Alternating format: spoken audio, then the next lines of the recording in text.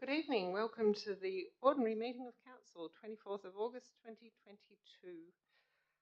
In opening, I'd like to acknowledge the Whadjuk people as the traditional owners of the Greater Fremantle Wallilap area. Nyala Kadich, Whadjuk Mort, Kayan Kadak, Nidja Wallilap Budja. We're Jinang Whadjuk Kadajin, we're Knitting Bula Yaya. Attendance and apologies and leaves of absence. Councillor Aidan Lang is an apology tonight.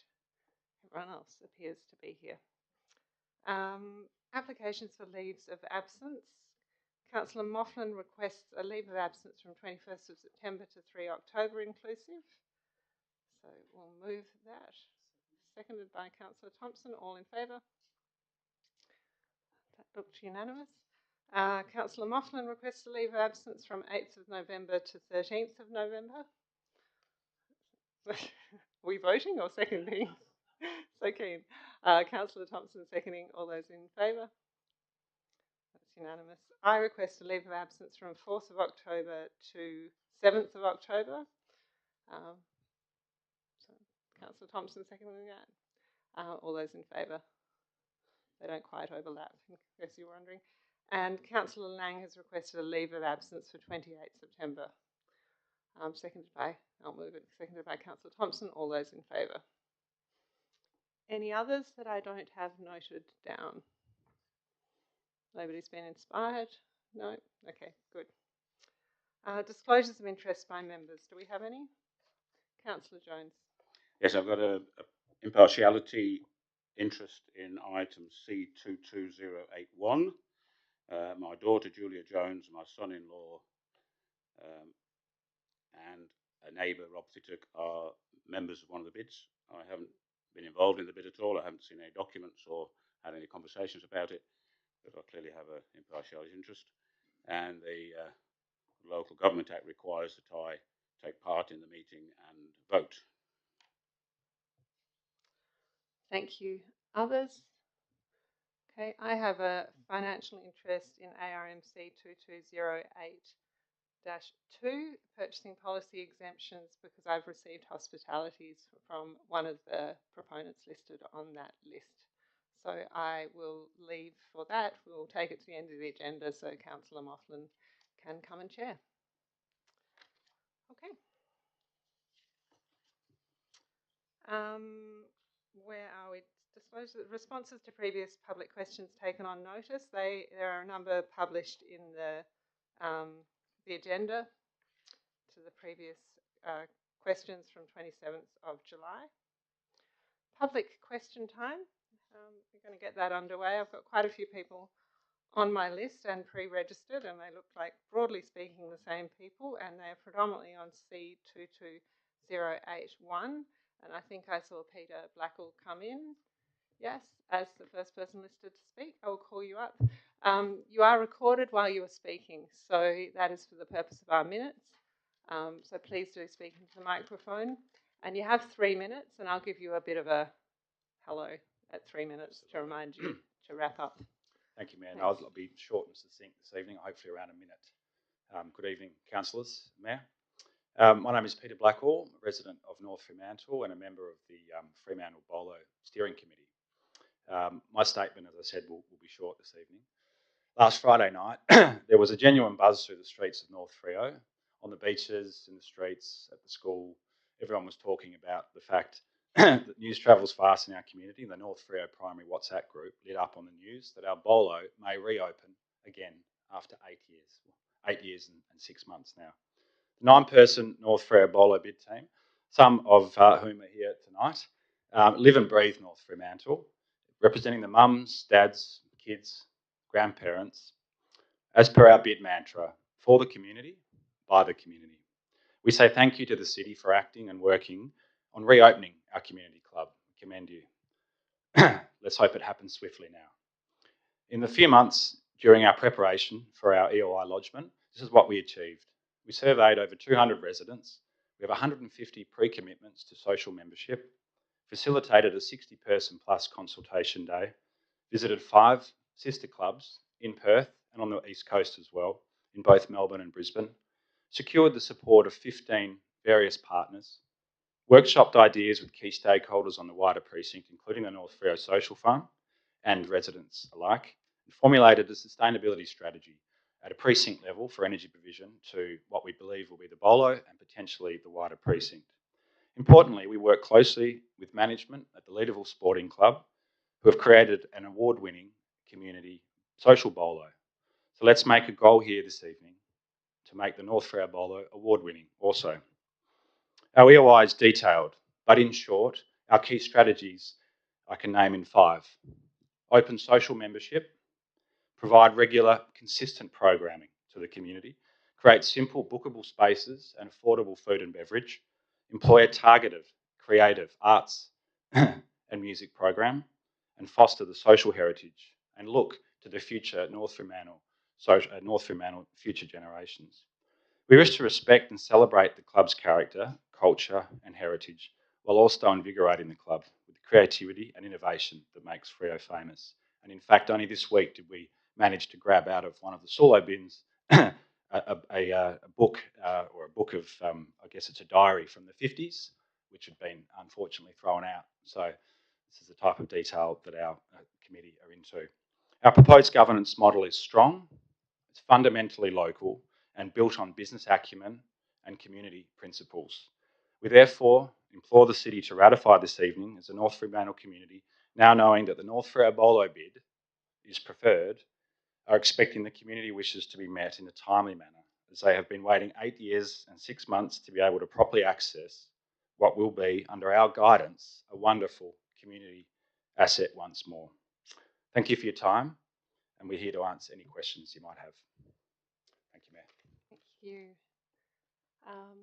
Next person listed is Sarah Davis on the same item.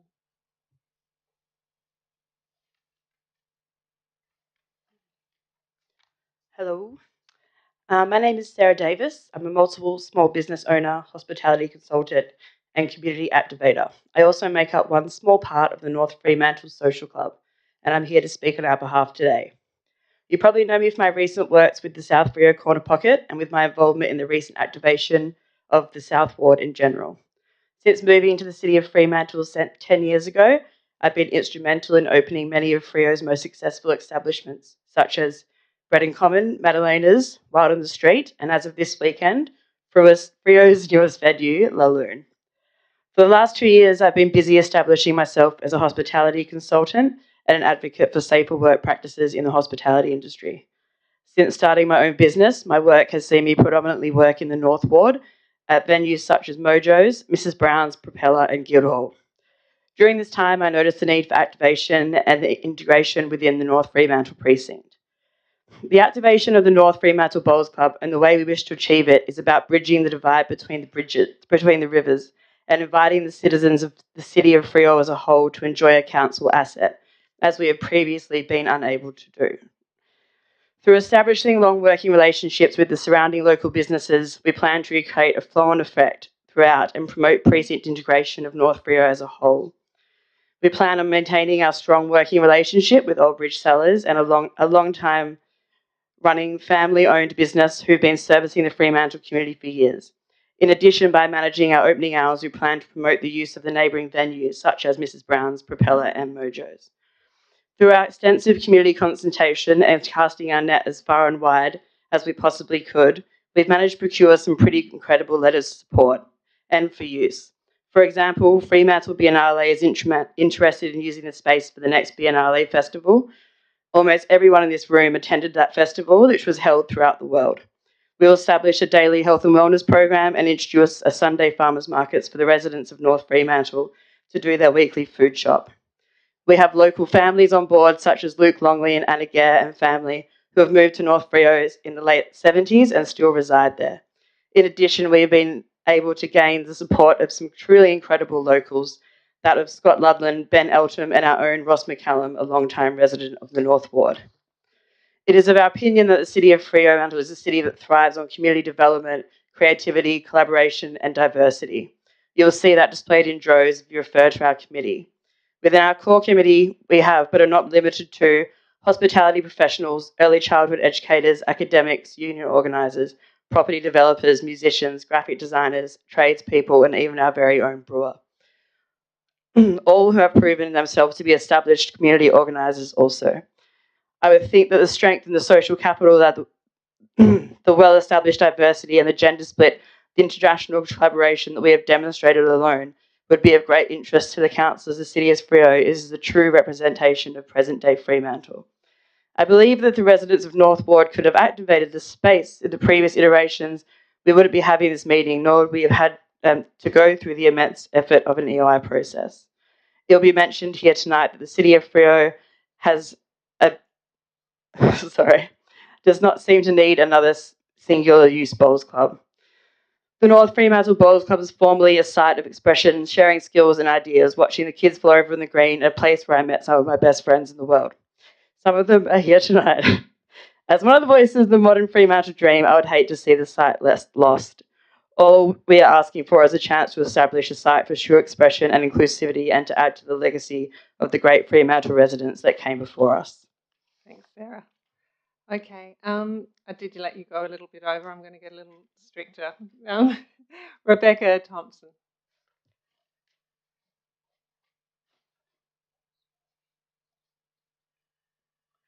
Thank you. I'm going to keep it fairly quick. Just second everything Sarah's just said. My name's Beck Thompson. I'm a Freo local as well. I'm one of the aforementioned union organisers who is on the board of the committee of the North Fremantle Social Club, and I'm the elected secretary. My question is fairly short and sweet. In 2011, the City of Fremantle commissioned a strategic recreation needs assessment report that made recommendations for evidence-based decision-making about council assets and facilities. The report questions the long-term viability of 3 bowls clubs in the City of Fremantle due to, quote, the changing demographic composition of Fremantle, particularly its ageing and changes in participation patterns, end quote. Given this reflection in 2011, it is unsurprising that in 2022, the Fremantle Bowls Club and the most recent iteration of the North Fremantle Bowls Club have faced financial challenges connected to low membership and a lack of volunteers. The expression of interest submitted by the North Fremantle Social Club aims to resolve this strategic problem for the city by utilising the North Fremantle Bowls Club site as a multi-use social and bowls club. By casting a wider net, the North Fremantle Social Club can generate a large and sustainable membership base with competent volunteers, mitigating risks faced by single-use bowls clubs in modern times. The EOI put forward by the North Fremantle Social Club aims to get the most out of our public assets and to best reflect what Freo looks like in 2022. Given the findings of the 2011 report, my question is, what are the views of elected members on approving another single-use bowls club? Thank you. Because the question you've posed is to elected members, it will get addressed during debate rather than getting an officer to respond at this point in time, I think. Okay, great. Daniel Elias.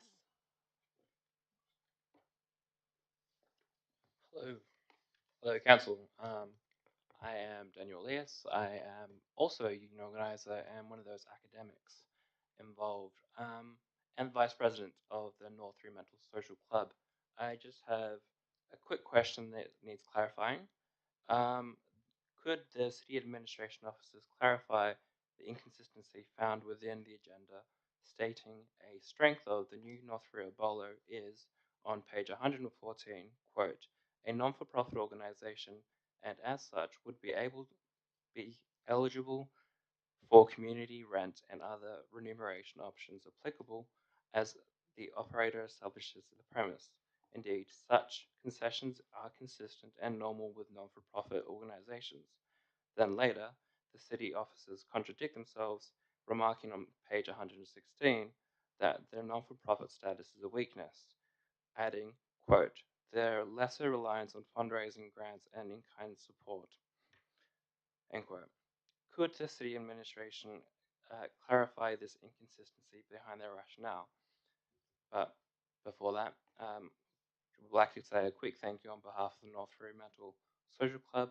The committee would like to thank the local community for their feedback on our development of our EOI.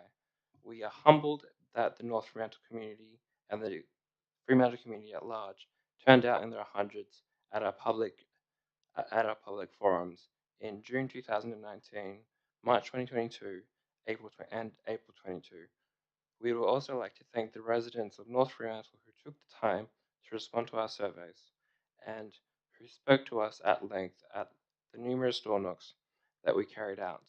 From as early as 2021 to the final days of the deadline of the EOI, we thank you for your time and your input. In addition, we would like to thank everyone, every non-for-profit, every small business for your letter of support. You have our absolute gratitude. Finally, we would like to thank the City of Fremantle for your guidance. Thanks. Thanks.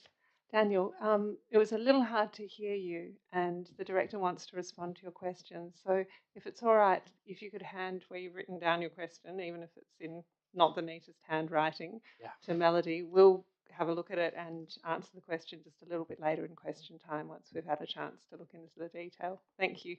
All good. All right. The next person is Raymond Grenfell.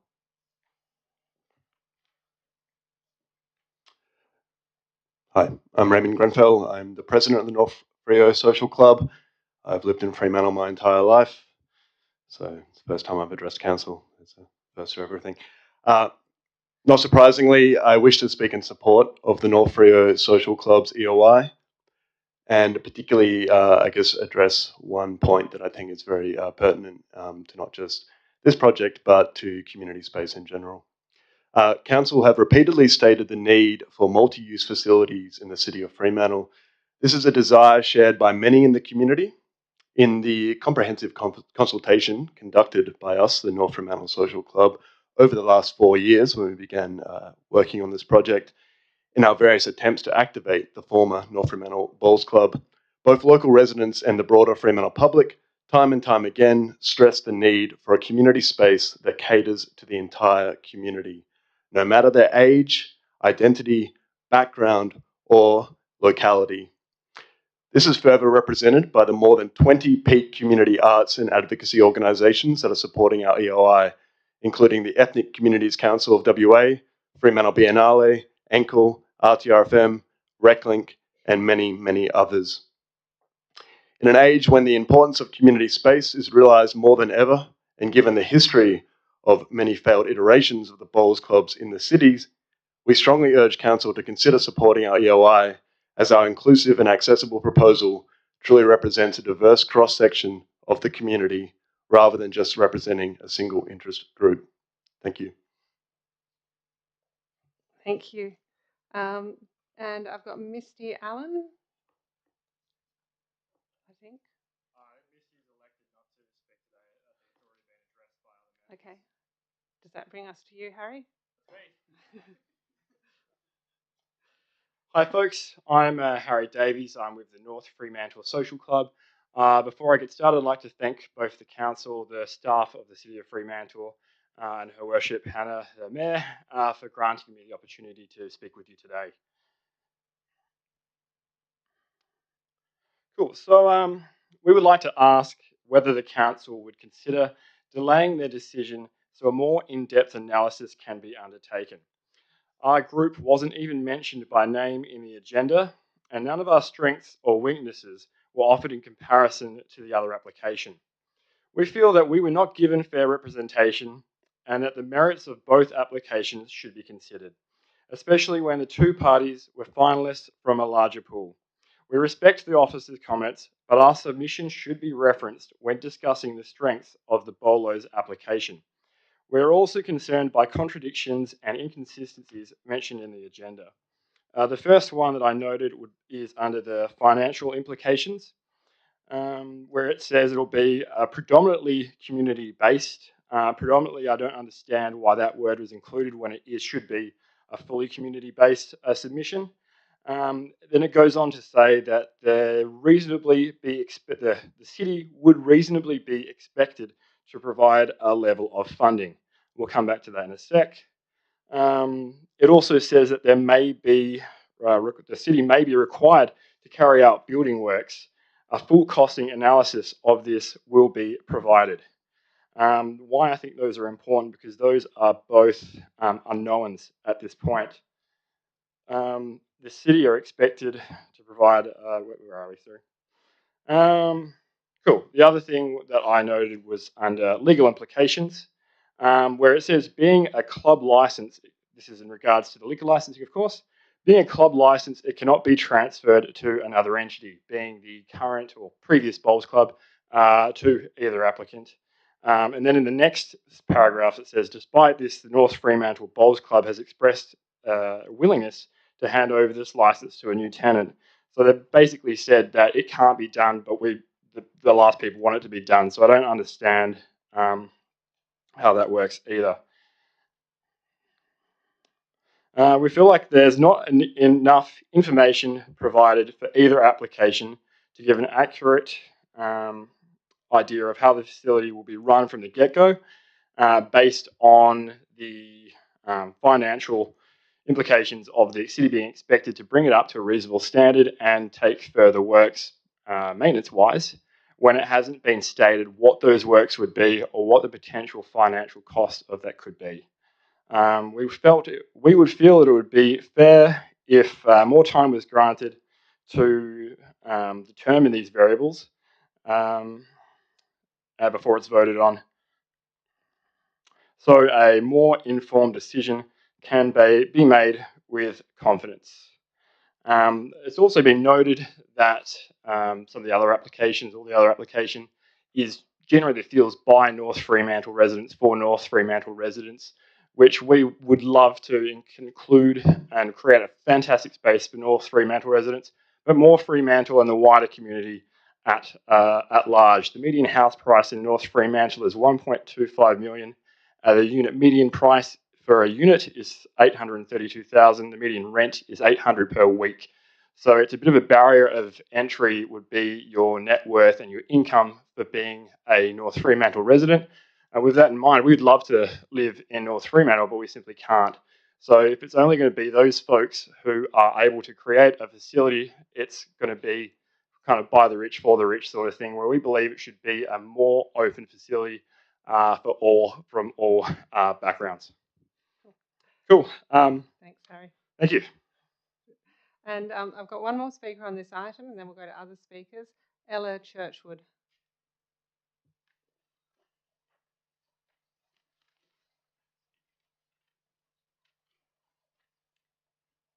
Good evening. My name is Ella Churchwood, and I'm one of the aforementioned early years educators who's part of the committee of the North Fremantle Bowling Club. And I've been active in the Fremantle area for several years, fostering learning programs for young children to be involved and contributors to the wider community. That is my passion. I have a question regarding how the recommended EOI, that being the North Freo Bolo, best suits a specific criterion. The Economic and Community Development Officers have recommended that the North Fremantle Bolo on the basis that it is better able to meet several criteria in comparison to the North Fremantle Social Club's EOI. And one of those criteria include having a family-friendly focus that is sensitive and complementary to the surrounding residential area. Given that the North Fremantle Social Club's EOI explicitly expressed its missions to produce an accessible, equitable, and inclusive space which encourages continuous membership, participation for the fulfillment of community interests, including those of families and children and the immediate surrounding residential areas.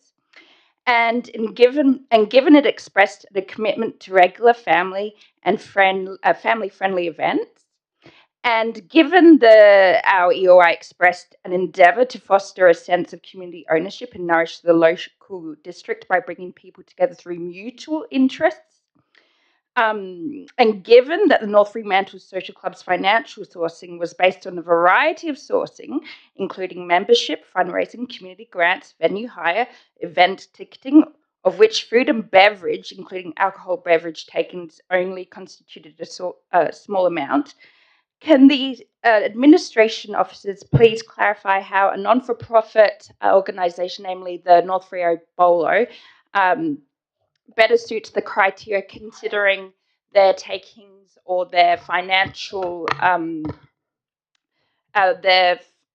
financial and activities objectives are based or premised on alcohol consumption, and how that can be better suited to the criteria of fostering a family and child-friendly environment.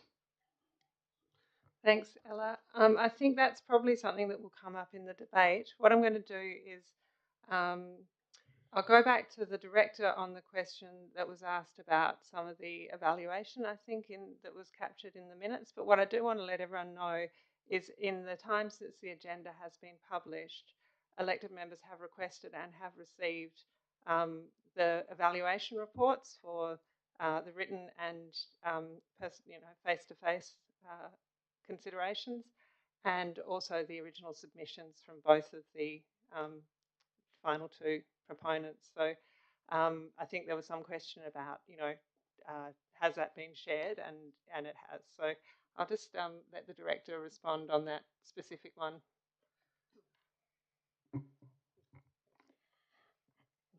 Sorry. Thank you, and through the chair.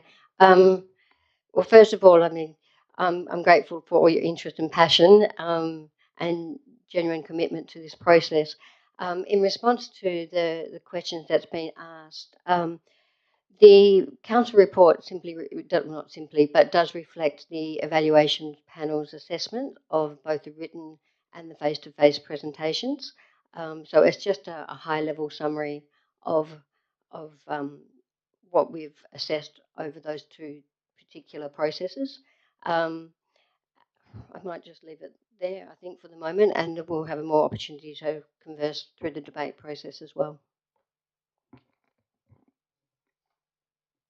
Thank you. We're all about sharing. The item has obviously attracted a fair amount of interest tonight, so I'm going to move that to the front of the agenda with the agreement of council. So, hopefully we'll get you out of here not too late, but after a good debate. So I'll just move through the remainder of the things. We've got anyone else for public question time? We've got Clint Clark on Instagram, I think. Clint, did you have a question that you wanted to ask there?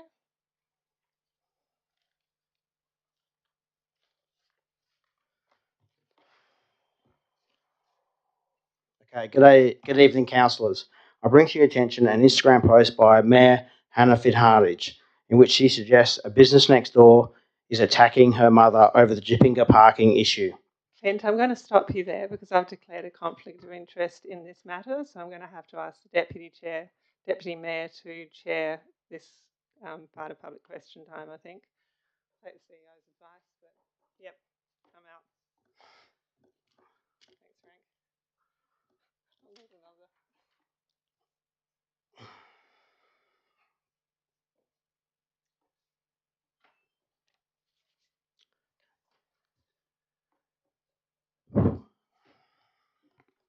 Thanks, Clint. You can continue.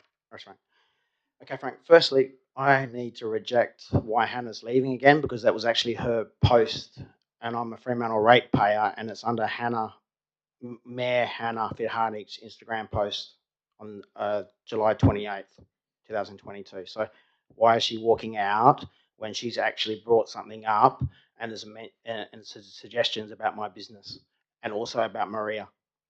Why is she walking out and not answering my questions? Yeah, so I can answer that now, that she declared an interest in the matter previously when it came to council, and consistent with that, she has left the meeting. So can I ask you a question?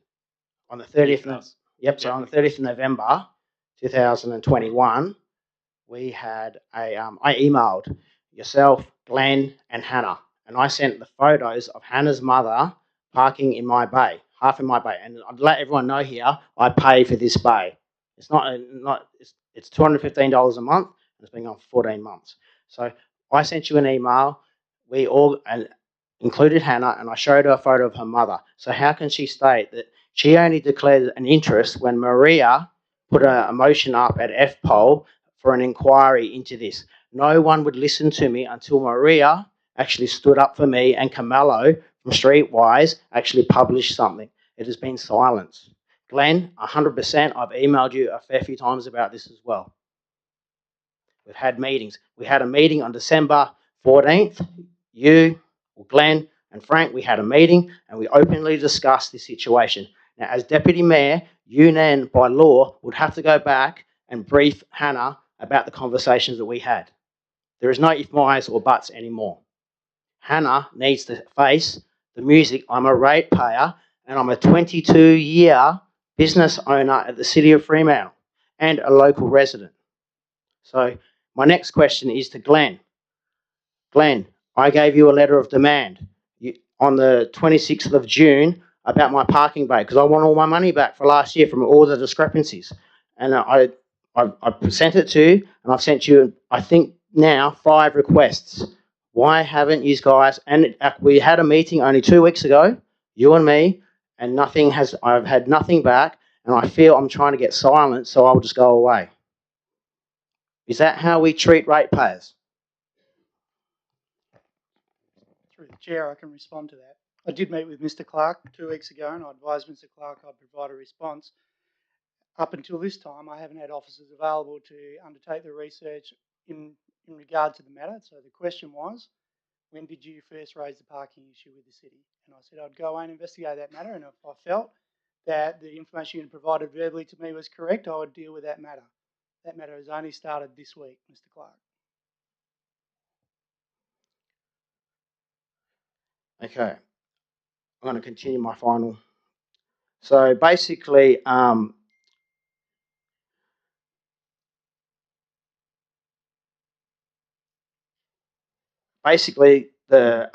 give a quick description. I'm running out of time. Basically, it was brought up that a business next door was attacking Hannah's mother over the parking dispute.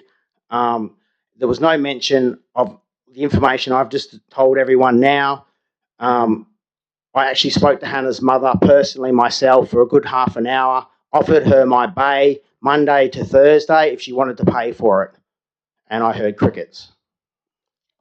So I've done everything diplomatic I physically can, and I want some answers. This is the second time I've been here.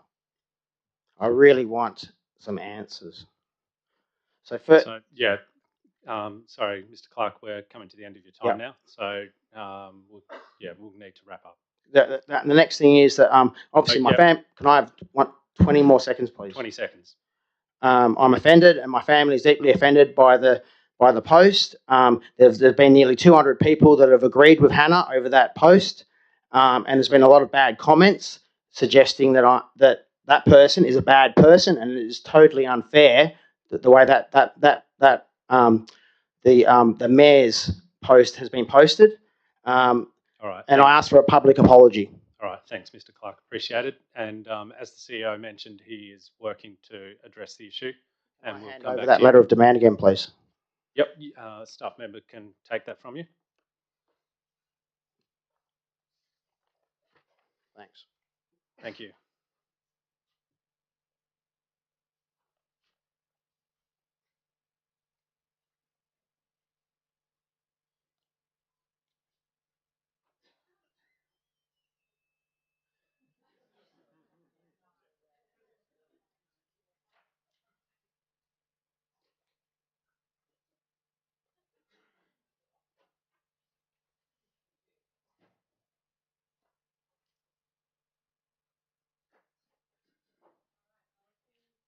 There were no late entrants to question time, so that brings us to petitions. And I have a petition from Councillor Kamada.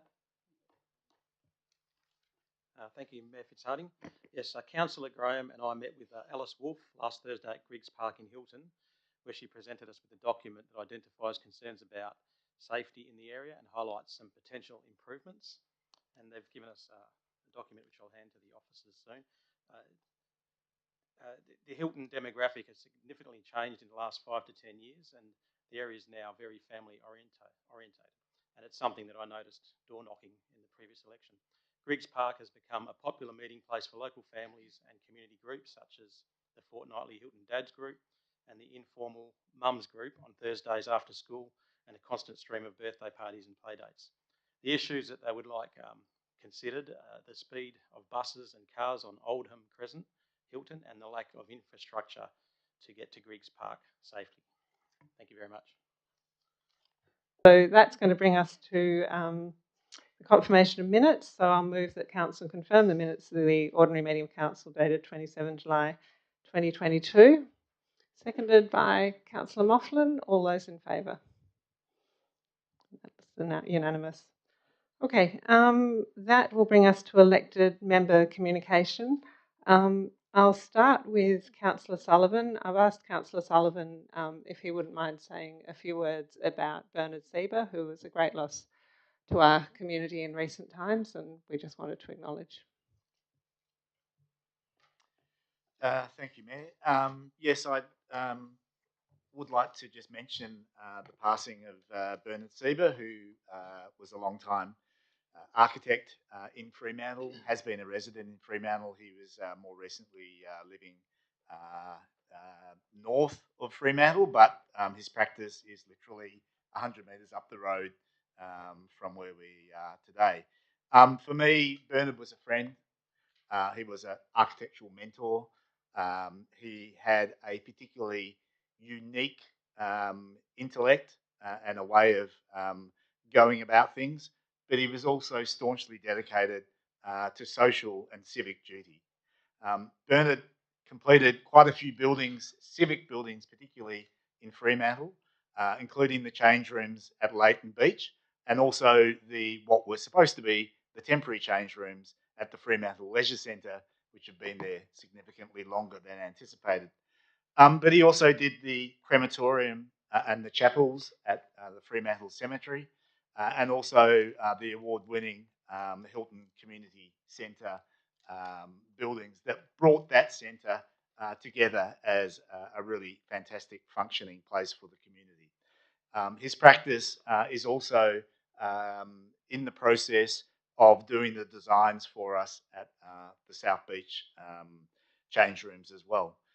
He, as an architect, his architectural practice received the highest awards both in architecture and in heritage conservation in WA, including winning the highest award, the George Temple Pool Award, not once but twice for the 2 civic buildings in Fremantle.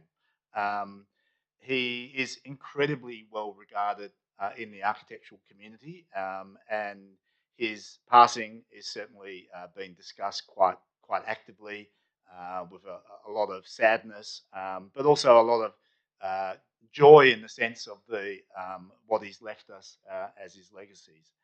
I did do a personal post myself, and I know that Mayor Fitzharding also post on the social medias of the council, so I won't go into a lot more detail.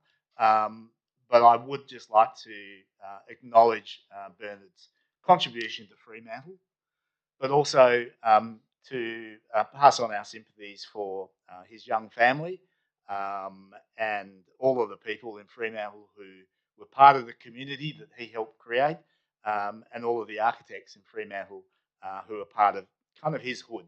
He'll certainly be missed, but for many years we will be enjoying the fruits of his labour. So, Ballet Bernard Sieber. I'll just, out of interest, his funeral is Friday week, and his wake will be at the Old Customs House Friday week. Thank you. Thanks, Councillor Sullivan. You certainly said it better than I think I could have, so I appreciate it. Councillor Vucic?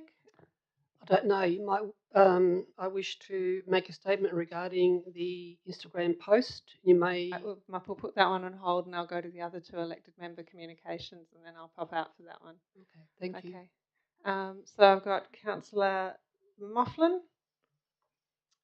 Thank you. And I just wanted to share a letter that I received addressed to the Mayor and all councillors from the Hilton Park Bowling Club.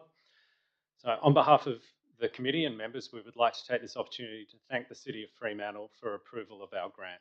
The attainment of funds for a new synthetic green is a significant moment in time for the club and will lead to increased year-round participation, revenue and patronage. Our costs will significantly decrease too because of the reduction of water use, chemicals and labour needed to maintain a natural grass surface. So overall, this improvement in our facilities is expected to give the club a lift financially. We are looking forward to the benefits this new green will bring. Many people of all walks of life take advantage of our sociable activities and facilities. We are very proud of our club. We feel that we have created a sense of camaraderie and belonging through our voluntary work. People rely on us. We have provided a sanctuary for many, and to have the support of our elected members is a real morale boost. For this, we thank you for your backing and faith in our community club. And if you ever have time to drop in at Hilton Park on your travels, you would be made most welcome, and we look forward to working with you on other improvement projects. So that was in regards to the recently passed budget item to support the installation of an artificial green at Hilton Park Bowling Club. Thank you. And we'll go to another fan of Hilton Park Bowling Club, Councillor Lorber. Yes, I can attest that even before I was an elected member, I was made to feel most welcome at that bowls club. So don't hesitate to drop in if you're able. But I just wanted to very briefly, the chair of the Southwest Group Environmental Forum is not here this evening, but we did have a meeting last week. And in addition to working to save our snake neck turtle around the joint and helping preserve the tramway trail, which might be the longest continuous unbroken patch of greenery south of the river in the metro area, obviously. One of the things that was brought up, and it's some of these kind of just random things that get said that I'm really finding very valuable working with the Southwest Group on this, that the city of Melville recently has had a focus on planting trees in their, in their public areas, and they planted over 30 hectares of trees, which is quite a bit. But when they looked at their community more broadly, there's actually 70 hectares that have been removed, and that was just on private land. So even though we've got a local government that's doing everything they can to try to replenish, the tree canopy, it's still going backwards. So, so I'm excited to be a part of that group. I just wanted to share those few little things. I'm sure Aiden, when he's back, will have more to say. Thank you. Thank you. So, is there any other elected member communication I don't know about? Okay, so Councillor Moughlin, I'll get you to take the chair.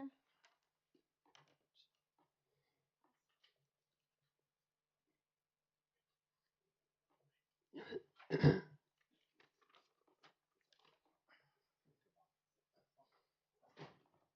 right, thanks, Councillor Busey. Okay, thank you.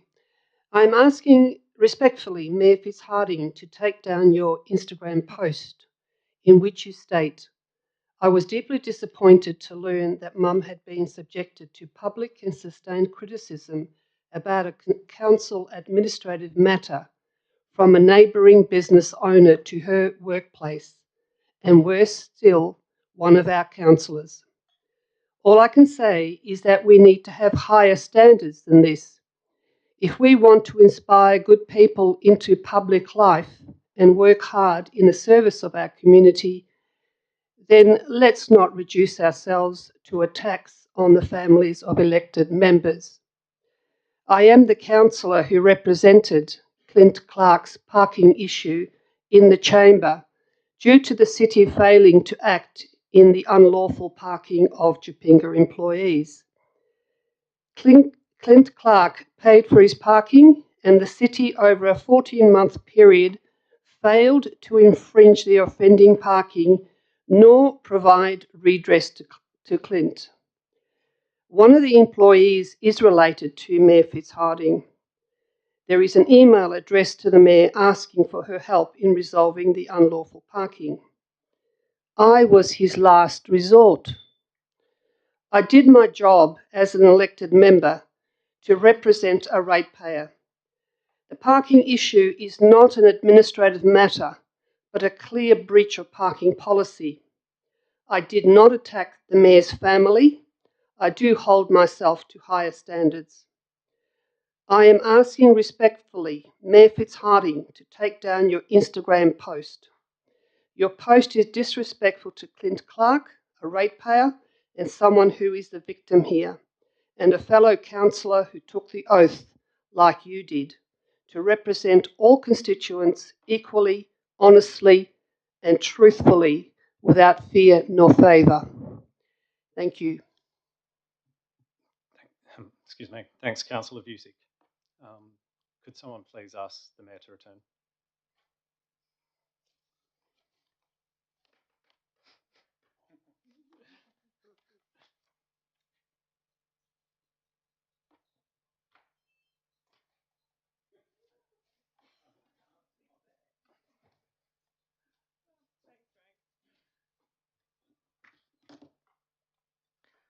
Okay, I believe we can now get into the agenda.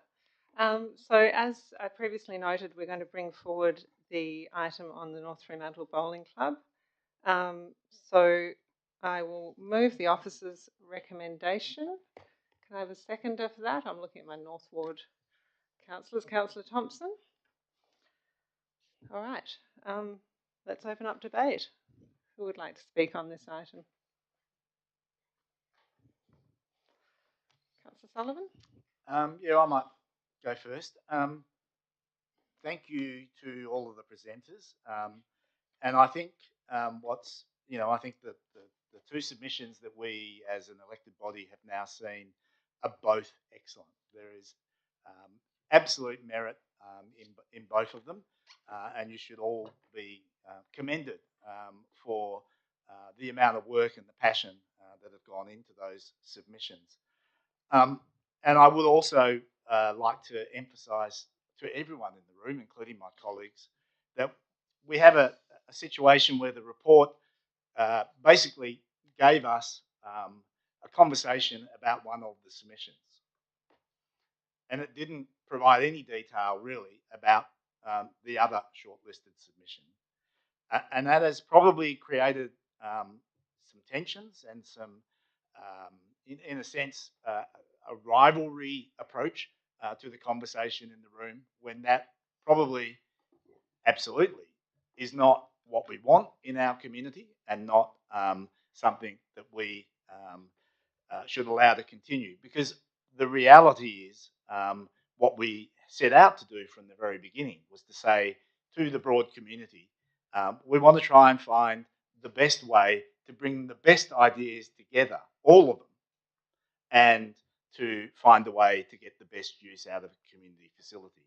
And that still should be the goal. It's the written criteria for the process that we're going through.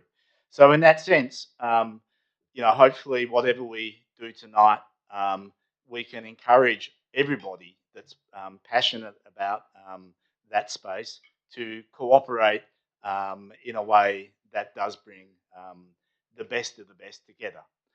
And in saying that, I would also reference one of the ones that wasn't shortlisted, which is the Fremantle Women's Men's Shed. Something that for me, right from the beginning, was something that I hoped very strongly that Fremantle would be able to find a place for somewhere within our hood.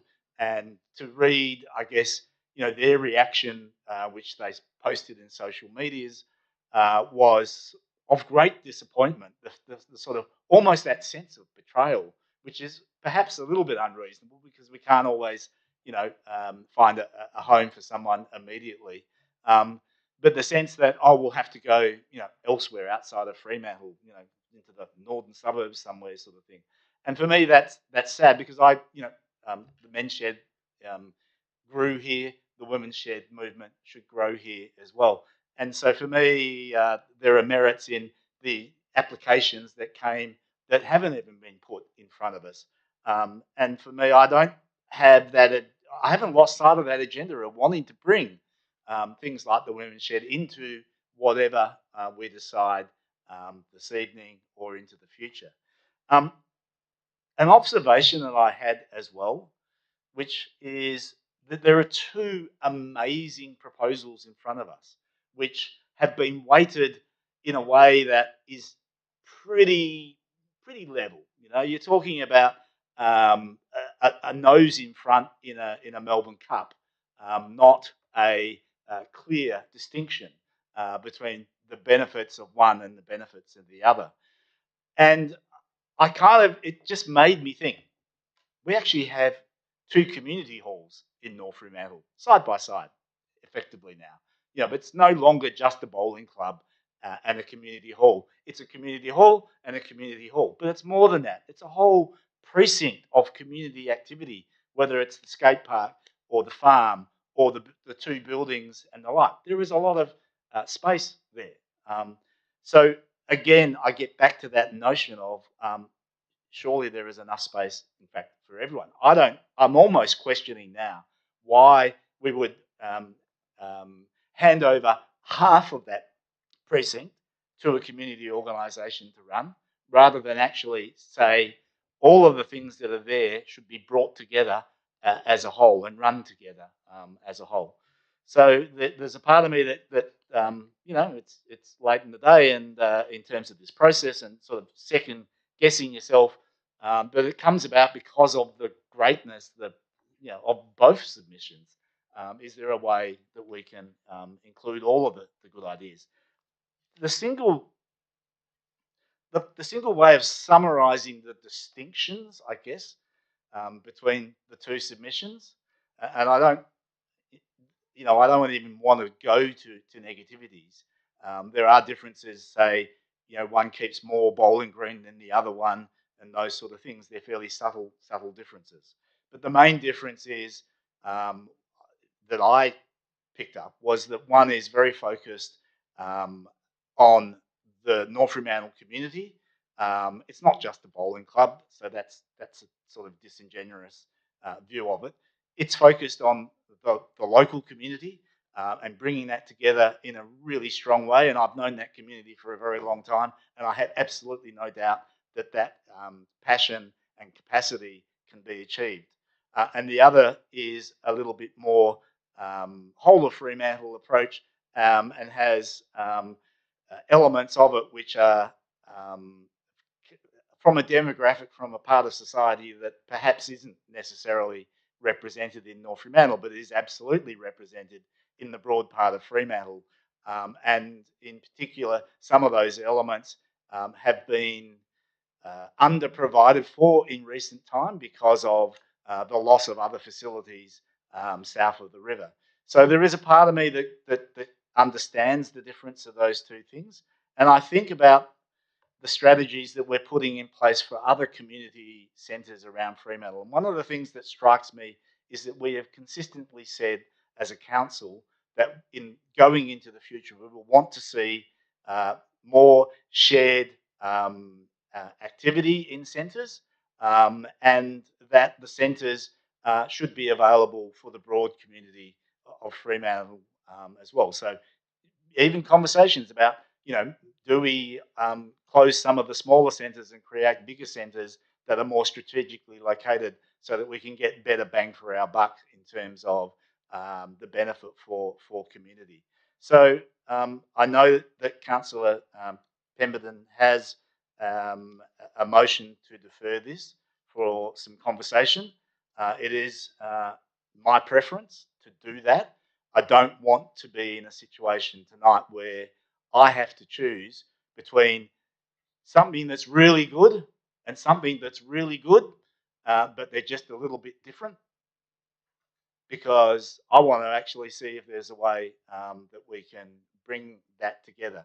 And I will summarise in finality that the sad thing is that the process of the way this report has come to council has created a little bit of tension, and the best way to deal with that is to take that tension out of the chamber, out of the room, and have a conversation with all the parties about what opportunities might exist to find a better solution. So I would support Councillor Pemberton's amendment when she moves it. Thank you. Thank you. Councillor Pemberton? Yeah, look, I will move that motion to defer. I can speak to it or wait for a seconder? Can I find out whether you're planning to move the one as printed and circulated, given that it requests basically something we have already received? We can change the words. Yes, we can change the words. I just want to make sure that we're very Maybe clear. I'll speak to it first then. I won't move it yet. Yeah, maybe you could speak on the I'll motion speak on and the then item. we could reflect on the Okay. amendment. All right. So yeah, look, I share Councillor Sullivan's views, and I also really commend the community for putting together two awesome proposals. But also, they are very, very similar in lots of ways. So it is a challenging situation to have to choose because we don't really want to have to do that. I will also just speak to a couple of broader concerns in terms of the background and broader kind of strategic thinking that needs to be present in some of this discussion as well. And I note that the community facilities plan that was adopted in February 2017 states point 11. Investigate alternative sport and recreation opportunities that will activate underutilised lawn bowls facility and assist clubs with this transition. Should address the location, membership usage, financial viability, and potential growth in competitive and social bowls, as well as the potential for wider community use of each facility. Then it goes on in point 16 to state, strengthen the community hub on the current site of the North Fremantle Bowls Community Centre, Lawn Bowl Facilities and Gordon Dedden Park. So definitely, these two proposals do go to some degree to do that. I also note the Community Sport Recreation Facilities Plan 2020 to 2030 that was adopted in November 2020 states on page 15, there is an oversupply of bowling clubs combined with an underutilisation of these facilities, presenting an opportunity for consolidation. So in terms of where we're at the moment, the decision being put to us through the officer's recommendation, I'm a bit concerned that while the current proposal is great and is more about more things than just bowls, it is still centred around bowls, despite the fact that our strategic planning in two significant pieces of work that were done over a number of years was saying we actually need to diversify. We've recognised that we have a lot of bowling facilities and none of them are well enough used to make them really sing, and that's starting to shift. But also there are a whole bunch of community activities that are currently not being facilitated and that could be. So I do think we need to factor that into our thinking, and I think, therefore, also that, obviously there are similarities between these proposals and a big part of the narrative within both of those reports as well is about not having, singular exclusive use. Both proposals actually talk about being, available for hire and use by the community as well as programmed to some degree and so on. This is all in alignment with what our strategic plan is sort of aiming for. But I think it's worthy of us to, have a little bit more opportunity to discuss this and consider this in full, which we can't necessarily do when it comes straight to council. Our opportunity to debate and so on is limited in this chamber, and this would normally come to us through a committee process first and foremost, so that we've got a chance to really thrash out the issues, discuss them in full, and potentially kind of come up with some synergies and so on.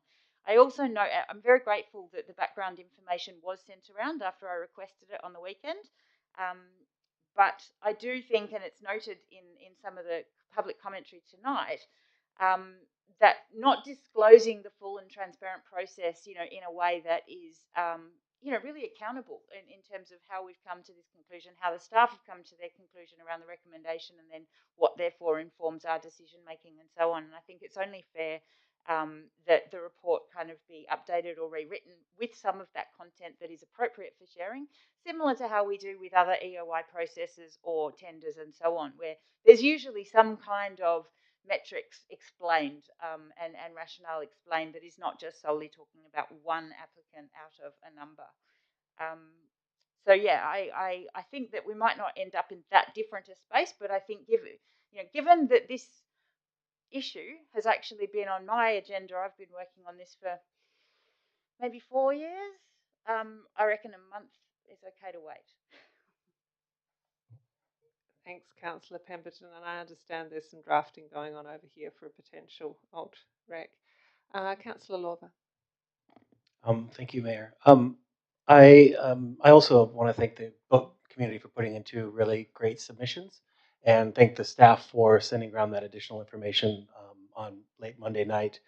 But I agree with Councillor Pemberton and Councillor Sullivan that that additional information that we received, we haven't had the ability to debate that as a council because it is in confidence, and I think that this item would really benefit from that. There's quite a few things that were centered on that I would love to ask questions of right here and now that unfortunately we're just not able to. So allowing that extra little bit of time to go through the standard process, maybe being able to publish some more of the material and for a wider community debate, I think would really benefit this item. And I also just want to point out that the Women's Shed, Councillor Sullivan, was part of one of the proposals. And there's a men's shed right next to the wonderful Hilton Park Bowling Club that does extremely well, and they do wonderful things up there. So if you're to move your motion or something similar, Councillor Pemberton, I would be supportive of that, because what we are really just potentially deciding is almost a 10-year lease on a site. And I think, you know, one comment tonight was that it's been 8 years, kind of people have been waiting to activate this. And so I think another 4 weeks really is not that much to ask to make sure that we get it right. Thanks. Councillor Archibald? Thank you. I just want to ask a question. It's just that, does this have to be a decision of council, or can it be a decision of the committee if the council agrees to it? I see in the agenda it says a simple majority of council, but can the committee make that decision should the council be in agreement?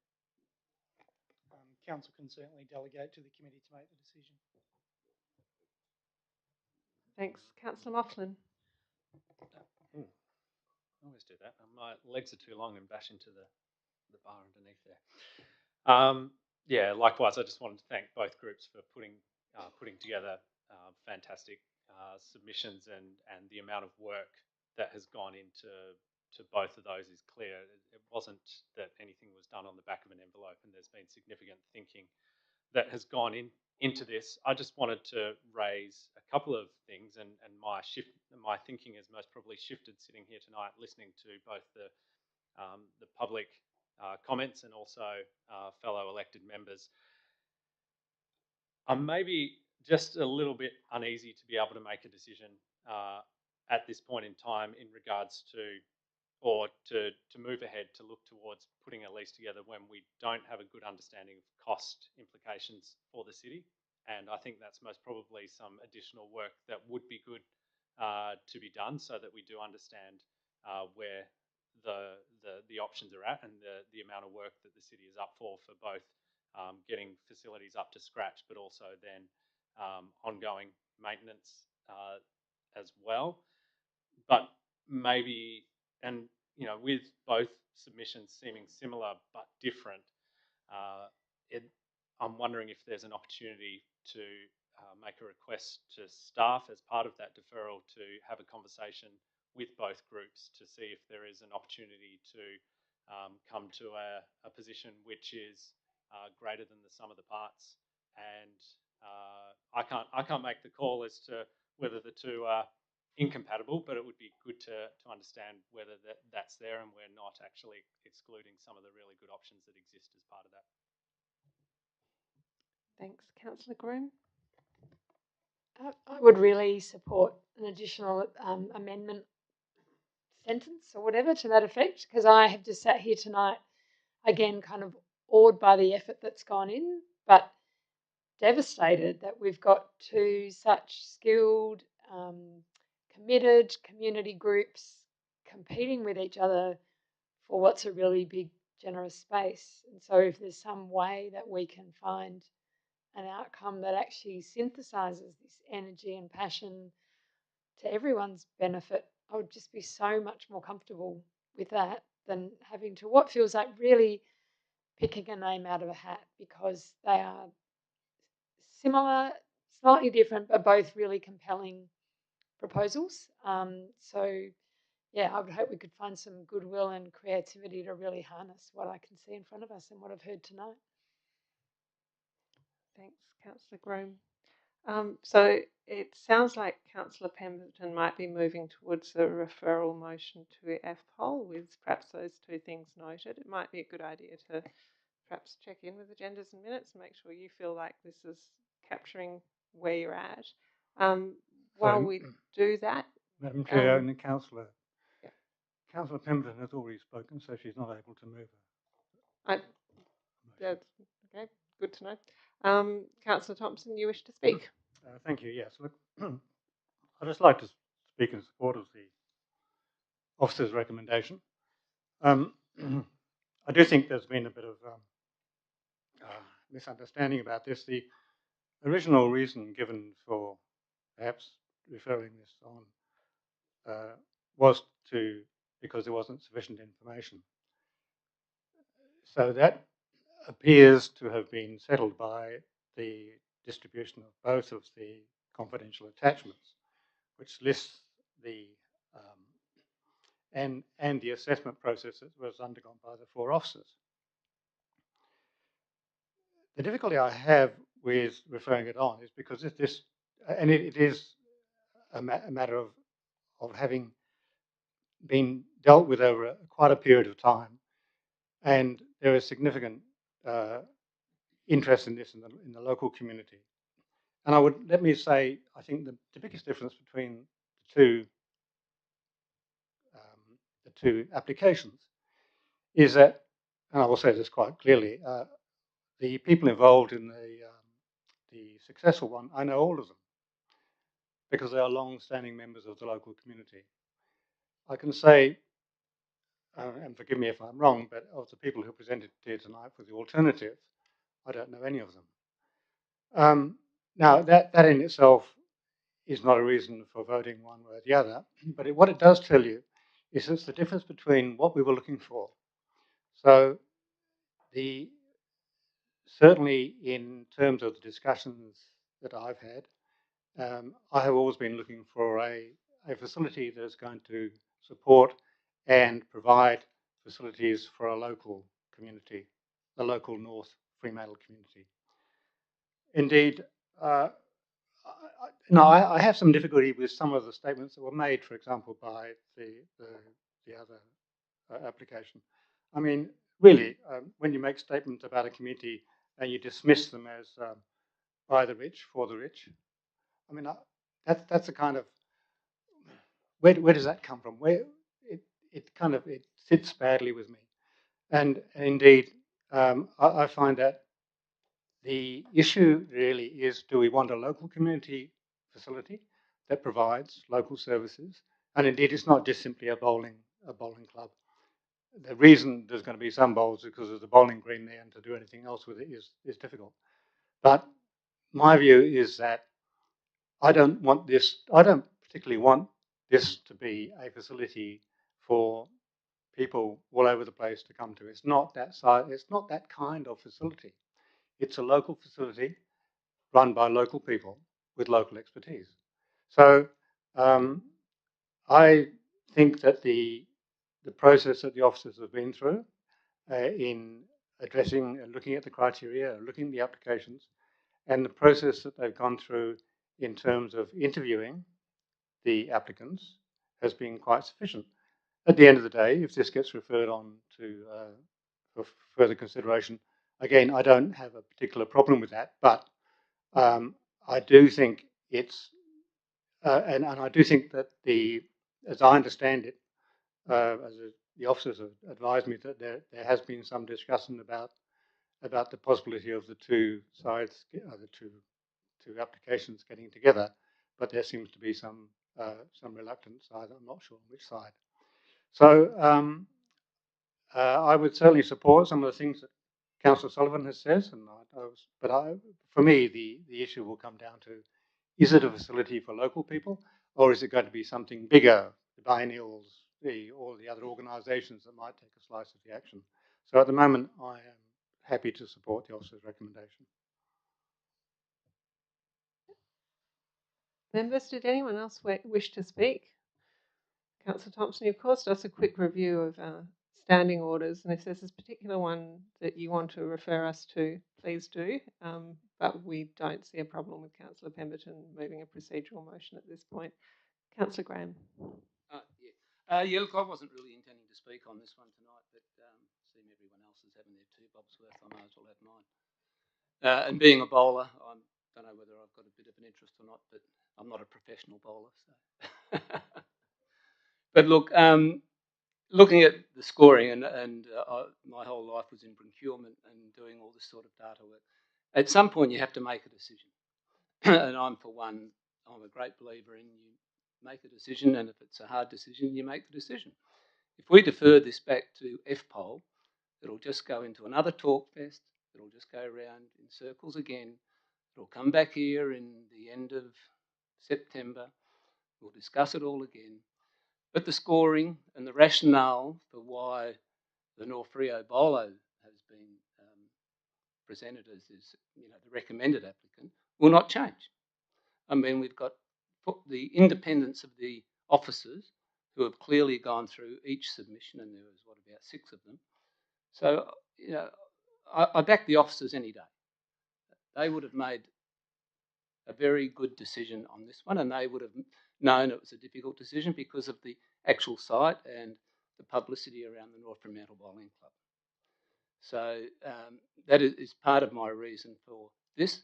Okay, it's going to have some bowls component. Bowls is a game for young people played by old people. And it is great to see that the representation from both have a great young people commitment to this process. And it'd be great, being a Fremantle bowler, that if we could get some good bowlers out of this process. That is my view, and I think we can speak another month on this, but at the end of the day, I think we'd still be going with North Rio Bolo. Councillor Jones. Thank you. I'll just make a couple of points. Firstly, I think the references in the sports strategic plan to bowls would be referring to bowls clubs, pennant clubs, with which North Fremantle was until a few years ago and has demised. I don't think saying this is a bowling club, really, it's a social club with a bowling green, which is a very common thing in Britain, for example. It's not intended in any way to resurrect the bowling club, which has been in demise for many years. The second point I'd make is going back to the timeline of this, and I agree with Councillor Pembleton, we've been asking for some action on this for a long time. The petition was presented to Council in November last year. Presented to FPOL. It went to Council in November last year with a recommendation that the officers prepare terms for an expressions of interest, and to come back to Council in January this year. That deadline was missed because of presumably staff absence, sickness, COVID, and all those other things, and it came back to Council in February in order to approve the terms of reference. It then went out for the expressions of interest. The timeline stated in the February agenda says we'd expect to have a lease signed by July. Okay, and we've had numerous slippages, obviously, because of staff absences and staff sickness. In the meantime, the bowling club has fallen into serious disrepair. I mean, Councillor Thompson and I visited it recently. There are leaks in the roof, there's damp in the walls, the bowling green is not being managed. The bowling club has sold all its assets, including the lawnmower, the tools, the bowls, or most of the bowls. They put the croquet set out on the Burge for the waste collection. They've had an auction, a public online auction. They've let go tens of thousands of dollars worth, including the sound equipment and the lighting equipment that was paid for by Healthways grants and Lotteries West grants, organised by people in the local community. So there's an enormous amount of anger in the community about this whole process, about the delays, the failure of council to grasp the problem. Seeing people literally, I had an email from someone that was working in the social farm and saw people walking out the bowling club carrying things over their shoulder, and saying, what's going on here? Carrying, including the portrait of the Queen, believe it or not, which is supposed to be worth $10,000. Including all the honour boards, the brass markers and the measuring things, whatever you do to score at bowls, I don't know. There are some bowls remaining, but not the sets in the boxes that used to be there. So I question whether another month is okay, because it won't be another month, it'll be another.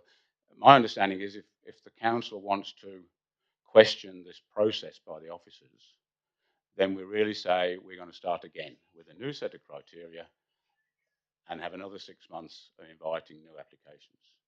Now, whoever gets this anybody can join. I mean, all the people who are here tonight, and I agree, excellent submission, and very, very similar, they can all join. They can nominate for the committee. They can nominate to be office bearers.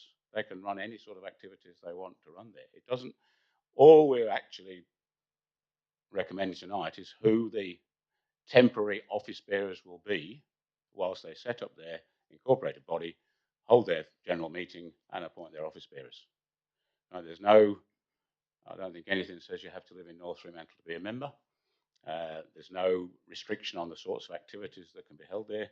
And likewise, if for some reason the council appointed the second group, all the people from the first group could join and take over. You know, I mean, in effect, it's a matter of who joins and what they do. And I would love to see a situation where the people who are not recommended actually joined in and became part of it and made it work. Because I think both groups have got fantastic stuff. As far as the women's shed, I mean, again, that's confidential information. Everybody's talked about women's shed, but they aren't actually mentioned anywhere in the agenda, I don't think. That's quite a difficult thing to accommodate, and obviously everybody would try to do that, but they want a very big shed and a lot of parking. I mean, I've had discussions with them because I'm on the board at a PACE, and they approached us about going to a PACE. But they need a lot of parking, a big shed for their exclusive use, a big building. So that will be a longer term thing. You know, I mean, whoever won the expressions of interest tonight, I would anticipate they would talk to them, try to accommodate them. And I think that's all I've got to say. The final thing I'll say is if the amendment goes through, it says to provide more information about all the compliant proposals. Well, there were 3 compliant proposals which are commercial in nature, and I would imagine they would not want their details published. I mean, if I was wanting to invest a lot of money into a sports bar in North Fremantle, I don't think I'd want my business plan published. There's already, I think, a lot of sensitive information in the 2 that we've been given, and I don't know that the people writing the bids were asked if they wanted their sponsorship deals to be made public, and nobody has made them public, but they have been sent out to councillors, and there is sensitive information in there. So I would prefer us to make a decision tonight, and I'd invite everyone here to join whatever comes out of it and to make it work. It's not a competition. There's a lot of goodwill in the community, but there is also an enormous amount of anger, frustration about the way this has dragged on and on and on, and everything's kind of fallen into disrepair. So I'll leave it at that. Thank you. Thanks, Councillor Jones. Councillor Kamada. Yeah, my turn for my 2 bobs now, I suppose. Yeah, I share Councillor Jones's thoughts in that I believe these are both fantastic submissions, and that's what makes it so hard. And as Councillor Graham has indicated, we're here to make hard decisions. They're similar proposals, very passionate people. We love your community, and it's in the officer's report that the evaluation panel that believes that both applicants should be encouraged to discuss and work together, given their strong synergy, and it may achieve an even stronger outcome for the community. So whatever happens today, that's what I hope that we see go into the future. Thank you. I'm going to ask for Councillor Pemberton's foreshadowed referral just to go up on the board. I realise other people may still speak, but just so that people can see it prior to us. Point of order, Madam Chair.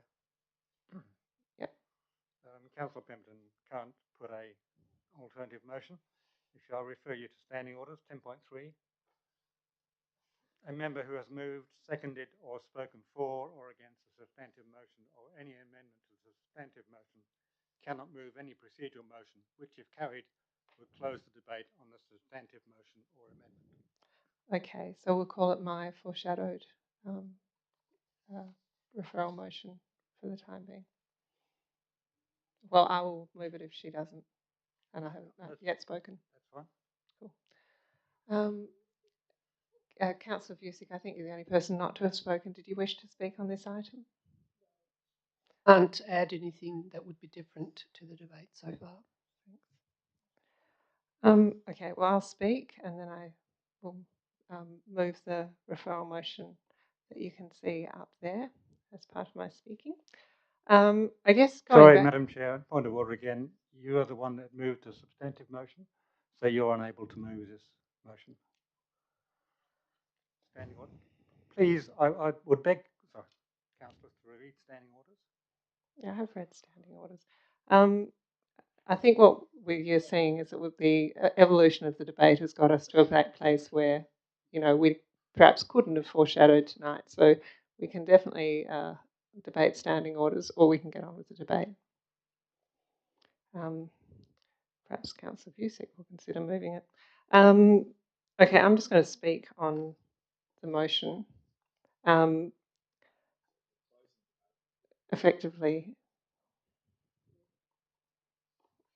so. Okay, I'll move the motion. Okay. So this is a procedural motion. It's up on the screen. So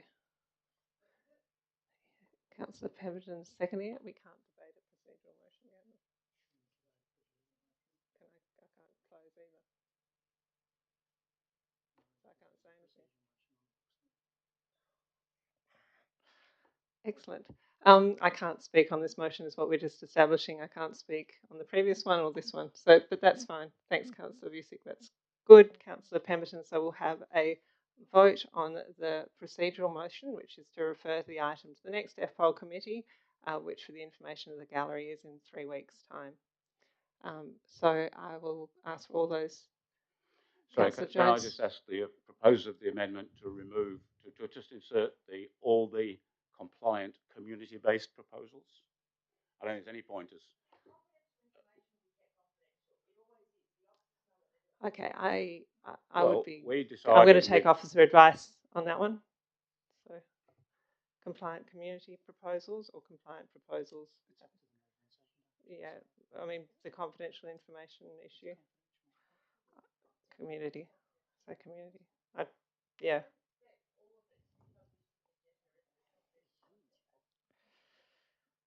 All right. So yeah, the mover. Yeah.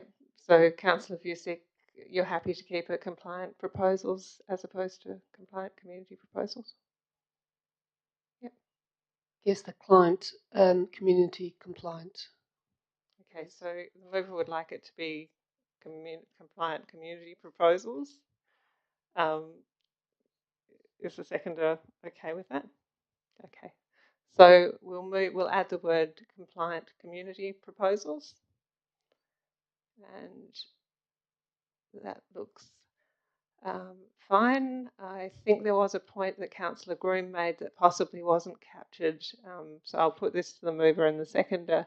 There was a point Councillor Groom made about the opportunity for the two groups to potentially collaborate during the intervening period. I don't see that mentioned there, but if that is something you wanted to add in, you could.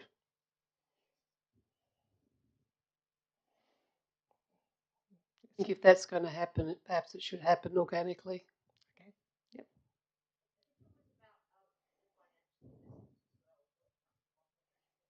Yep. Cool. That was next on the list. I'm wondering what words you might want to put in there, Councillor Busick, that might reflect, if you wanted to, what Councillor Mofflin raised as to the financial commitment required to the bowling club. Not sure.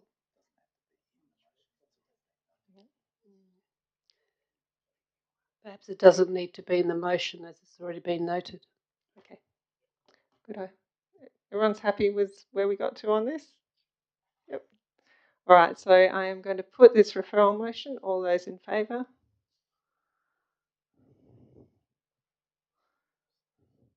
And those against?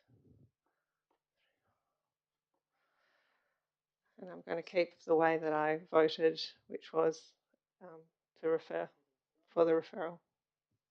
So for those watching at home, that was a split vote. It probably represents the neck-and-neck nature of this this situation. I get the casting vote in that situation. I've voted to refer it to the next FPOL committee, which is in 3 weeks' time. And I would highly encourage conversations amongst a bunch of people, all of whom I know well and respect a lot, to try and work together. Thank you. Close the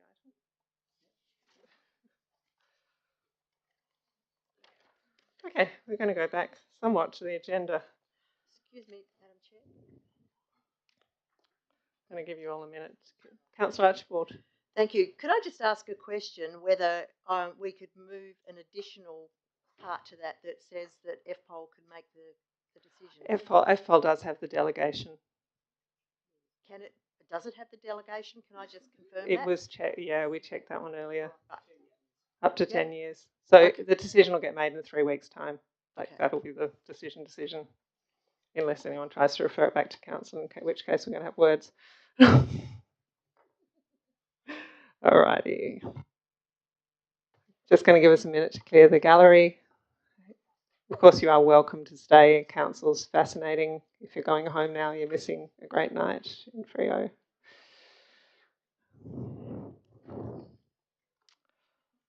Okay.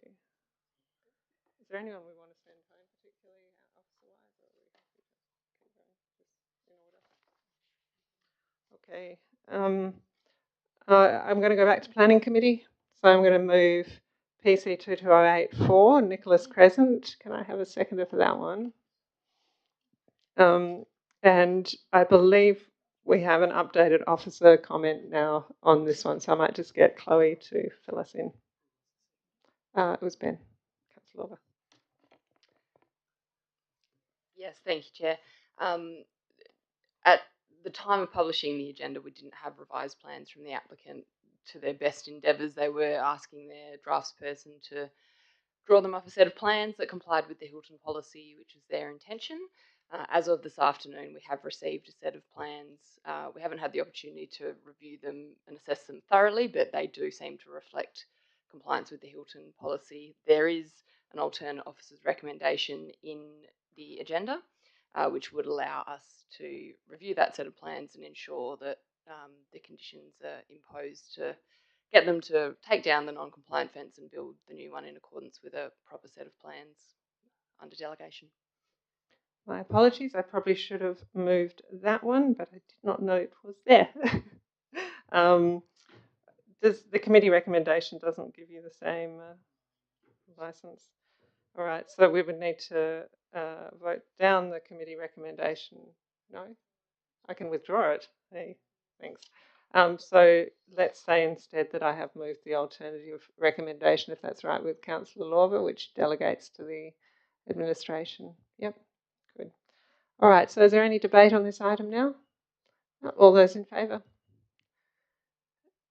Excellent. All here, present, accounted for.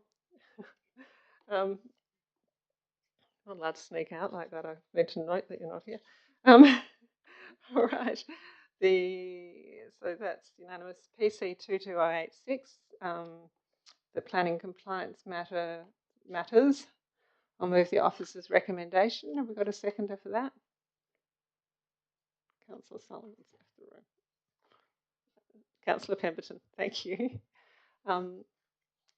Any questions or debate on this one? So we're on the next item. Yep. All good. All right, we'll put that one to a vote. All those in favour? And just noting that Councillor Sullivan is not here. Okay. I can probably run through FPOL a little bit and see which items people want to speak on. So if I run through them, and you can just let me know if you want to speak on them. So item 6, Blue Park. Yep, we've got some speakers on that. 8, adoption of fraud and misconduct. Is that a hand, Councillor Grimm? Yes.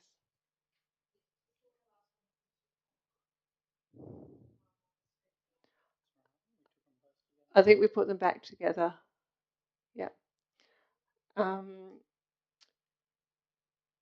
Sorry, so if I go back to FPOL, so just raising your hand if you want to speak on 2286, Blue Park, yes. 22088, fraud and misconduct. Nope. Parking amendment, local law. Yep. Fees and charges, 11. Nope. Leisure centre roof, I'm going to guess yes.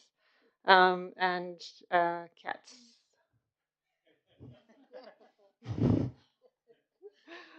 I hear you, Councillor Graham. Okay. Yeah, so I might move 8 and 11 on block. So can I move 8 and 11 on block and get a seconder for that? Councillor Archibald, all those in favour? Oh, got us somewhere. Okay, let's go back to Boo Park. So I'll move the officer's recommendation for FL 2086, seconded by Councillor Archibald. Any debate on the item?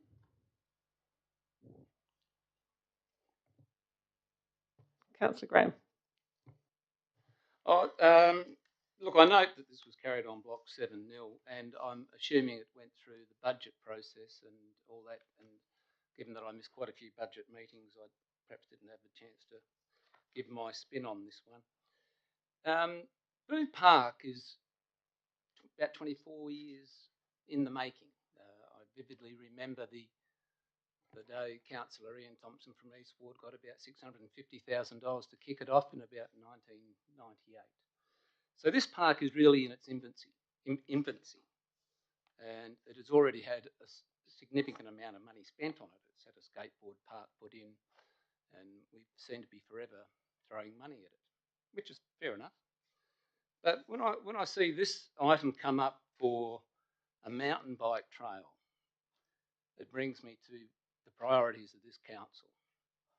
And I would have thought that something that's worth in the vicinity of over $1 million, $1.5 million, for a mountain bike trail, when we're cash strapped, we've been scrimping and saving for the last, since pre-COVID times, since I got back on council, the money's been very tight.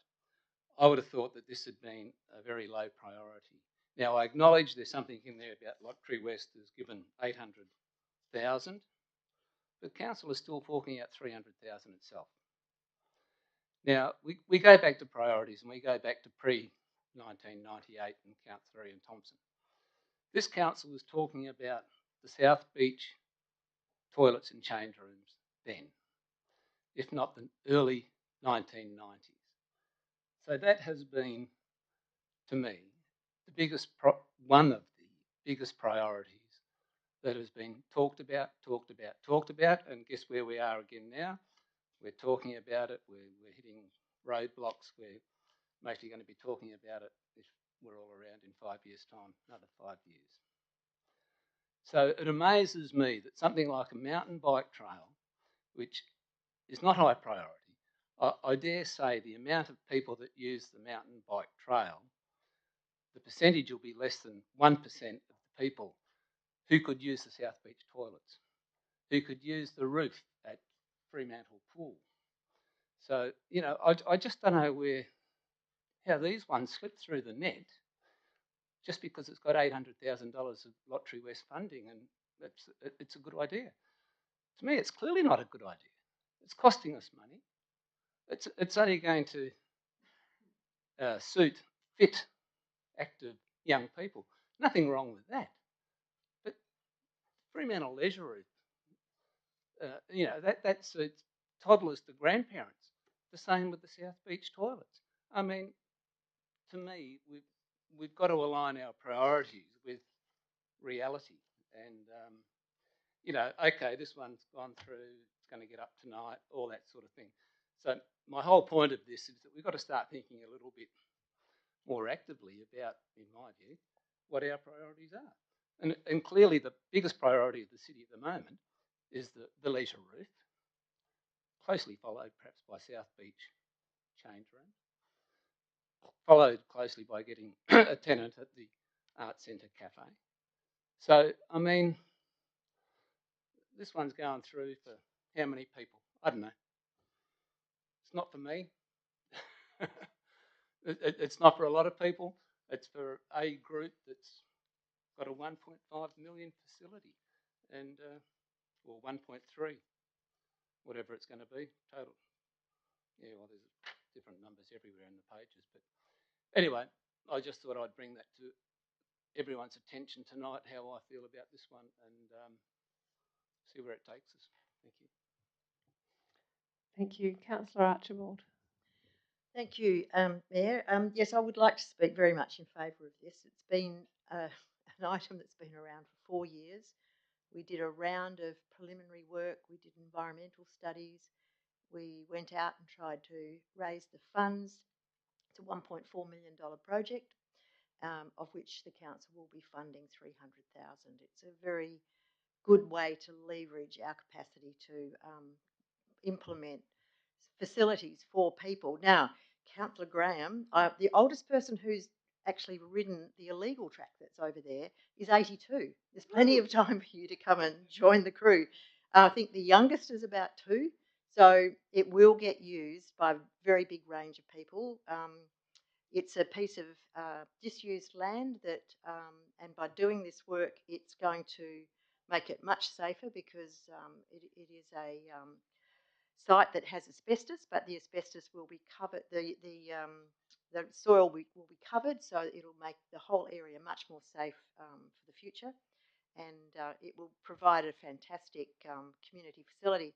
I might also add that there is a community group that has worked on this for some 4 years in the making of this project, and so it's not something that just came out of nowhere, and the items have been brought back to the council through the budget process as is appropriate. I do fully support the South Fremantle beach toilets, South beach toilets. So I will be supporting any budget request for those. So and I hope it all comes to fruition soon. Thank you. Thank you, Councillor Grimm. Yeah, I think you know, this is a pedal power project and a people power project, and I clearly remember the first precinct meeting when a group of young adults and kind of not even quite yet young adults in our community turned up to precinct and made a presentation to the community about what they were doing already at Boo Park and what their vision was, and they have just chased that vision now. That they've secured the funding by going out and lobbying politicians and a whole range of people, including ourselves, to get that funding. And I agree that it seems odd that it's leapfrogged the priorities, but it's a real example of what does happen when people are passionate and take responsibility for making that happen in their local community. And at the end of the day, for us to get kind of this class of recreation asset in our town that other local governments around us are kind of fighting the battle around at the moment, for an investment of only $300,000 is quite remarkable. So yeah, fully support this. Councillor Moughlin. Yeah, just very quickly, and maybe just to refresh Councillor Graham's memory, that we most probably can do all those things that you've listed on there as part of the budget that we have passed this year. So, yep, we've got the Boo Park track on there. We've got funding for the South Beach toilets, and we're faffing around ourselves trying to work out what that is, but we do have that there, and we need to do that over the next financial year. And item coming up on the pool roof, which, if I recall, you were the one who said there's no risk with that roof.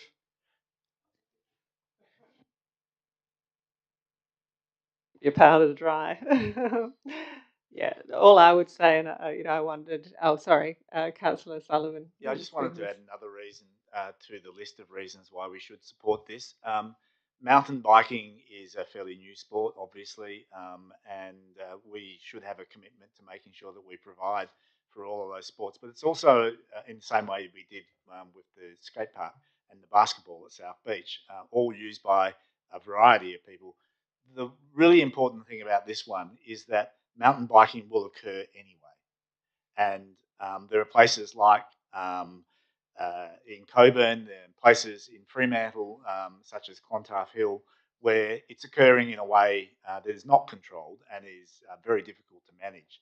So if we actually see this as a way of making sure that the activity can be accommodated, without the destruction to the bushland environments where we're trying to keep those pressures, then that's a really good outcome. And of course, this bit of bushland is degraded by the, as was mentioned, by the asbestos and the like, and it's difficult to use it for any other purpose. And so I would much rather these activities occur in an organised, structured and exciting way rather than the chaos that's currently damaging Clontarf Hill.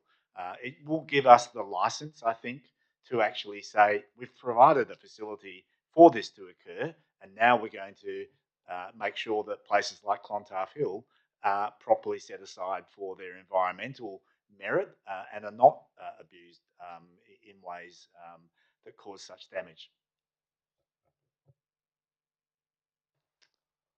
All right. I think that's probably everyone who wants to speak. All I'd like to say is I'd prefer to see this on the council agenda than on the risk register, which is, I think, where it would naturally belong if we were to do absolutely nothing in this area. And the much, discussed community sports facilities plan, which was part of our strategic, suite of documents, said that this was one that we needed to see coming, the mountain biking and pump track trend. It was something that we hadn't accommodated, nor was it accommodated in the region. So I think it's really exciting that we've got to this point, and that we've got to this point while paying, almost only a quarter of the overall cost, which quite honestly is how we're going to have to do things in Freo if we want to do all the things that we want to do. All right, so I'll put it to the vote. All those in favour? Okay, and against? So Councillor Graham against, and that's carried. And that is going to take us along to, I don't know, we're coming to the roof or the cats, Councillor Graham? Looks like we're coming to the Parking Amendment Local Law, FPOL 22089. I'll move the officer's recommendation. Seconder, Councillor Lorber. Someone wanted to ask a question. Thanks, Madam Mayor. Yeah, got an email late this afternoon from a Chris Brown. I was just wondering if the officers got it, and if they didn't, well, it doesn't matter. But he just made a couple of points, and I'm just wondering if the committee considered what his views were on perhaps this at the time. I'll go to officers. He did present to the committee. PM and, yeah, you must have all got it. Okay. Through the chair, I'm not sure if officers have received it. I'm presuming it's Mr. Brown from North Fremantle you're referring to. Well, it is. Yeah, so I don't know. We're very aware of the issues Mr. Brown has been raising through that process. Oh, well, that's all right then. Just seemed to be a little bit of sense in there, but anyway. Right. Anything further? Right, we'll put that one to a vote. All those in favour? Thanks, that's unanimous. And we are now at a couple of former councillors here who I'm wondering if they're wondering whether they'd made the right decision to come to this meeting. Brave. I'll move FPOL 22087, which is the tender for the Leisure Centre pool roof. I have a second of that one. Councillor Jones. Any questions or debate? Councillor Graham. It's nice to have you back, Councillor Graham. Oh, look, yeah, well, I did miss a bit on this on the Leisure Centre pool roof. And yes, I know a couple of years ago I was talking about let's just wait for the wind to blow it over, and it eventually did. But in all seriousness, I do know that this has been a priority in the back of my mind for a long time. And it's great to see it come through. I know there's been a little bit of toing and froing on certain aspects of it and all that sort of stuff, and it's taken a while to get to this point. But I do fully support it. As I said, it's our number one priority, and if it can be done before summer, or I don't know when it's going to be done, but that's up to the officers, it'd be fantastic. Apart from being a great acquisition and terrific for the community that use it, hopefully it'll increase usage and bring a few more dollars into the coffers as well. So that's about all I want to say, and I'm sorry that I've perhaps mocked it a couple of years ago, when in actual fact I always supported it. Thanks, Councillor Graham, for your reflection. Councillor Lorber. Thank you, Mayor. I think this is a great project and something that absolutely needs to get done, along with the other priorities that Councillor Graham mentioned earlier. But I'm just have a little bit of heartburn because this over budgetness of this item was known to the staff before we voted on the budget, and I know I sent those questions in, and I just feel like this should have at least been noted when we voted on and adopted the budget at the end of last month. Because if we had known that these figures were going to be higher, that we maybe as a council could have come to a decision about this then and there, and instead we're debating it now. So I just wanted to flag that. I got the response from the staff, but there were changes made to the budget after it was released publicly. So I would like to think that maybe in the future things like this could also be included in that. But what I really wanted to say about this item is I'm just not sure that I would support taking away from the South Beach change rooms to fund this, and I'm not sure that that's a decision that I'm prepared to make right here, right now. I do support finding the money to do this, but I also support that project as well. So I know that FPOL passed this out pretty overwhelmingly, but would it be possible that we approve this extra funding to make sure that this project gets done, and then we have a discussion maybe informally about where that funding comes from versus just deciding right here and now that we're going to take away from the South Beach change rooms? I might ask the CEO to comment on both of those. Firstly, being the timing of the receipt of the tender responses and I guess how that aligned with the budget. And secondly, being I guess how we might manage a budget allocation and whether this does in fact mean South Beach toilets are getting less money. Just through the chair. So I think at the time the budget was being finalised, officers were still evaluating the tenders and were contemplating whether or not they could improve the prices that were provided. So at that stage, I don't think we were totally sure that prices were going to be bigger than we were budgeting for. Council can do multiple things here. It can send us back to the drawing board to find out where we can get money from. It can approve the change to the South Beach toilets funding, which through the report, we've just identified that will be a little bit less this year and a little bit more next year. It was already a 2 financial year project. Or you can approve this change and then ask us to go back and find a way of putting money back on the South Beach toilets at a later time. So they're the options available. Thank you for that clarification. Councillor Busick. Just a couple of clarifications. We've got here expenditure incurred to date 0. I believe the roof has come down. There would have been demolition.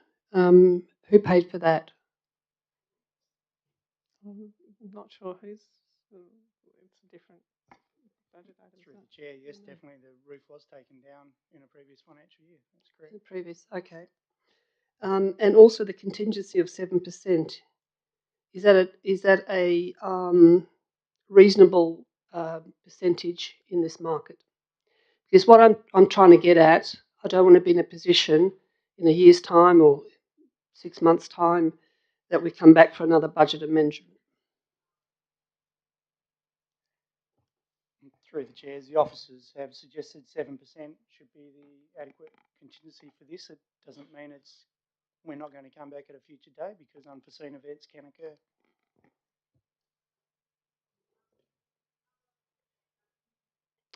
I think the only other thing I want to say is that I was quite vocal at the FPOL committee, pretty much as what Councillor Lorver has said, that the budget amendment was quite a large one. So early in the process of voting for a budget, I do have concerns when we take big chunks out.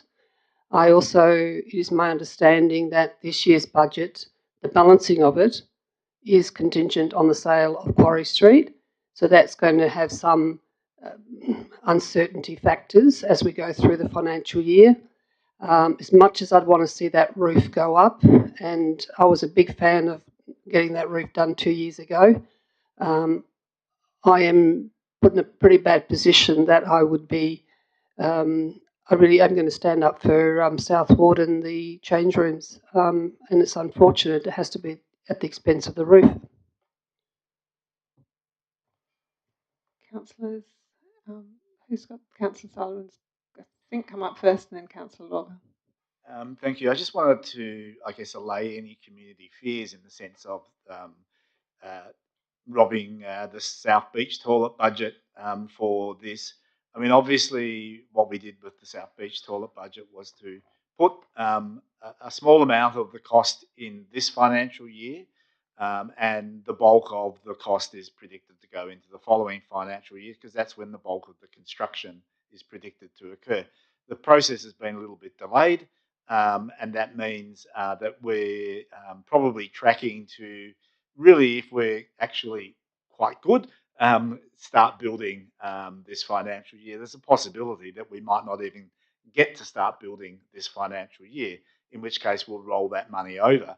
But what is clear in my mind is that if it tracks along the way it's going, we will see a design, a construction, set of drawings, a tender, and a decision made this financial year as to what we want to proceed with, if anything at all. It'll be, it'll be what it is. And at that time, we will be committing resources to the start of the construction, which might be this financial year, and resources in the following financial year. In other words, we'll be making that bit of the budget decision when we consider the actual tender process.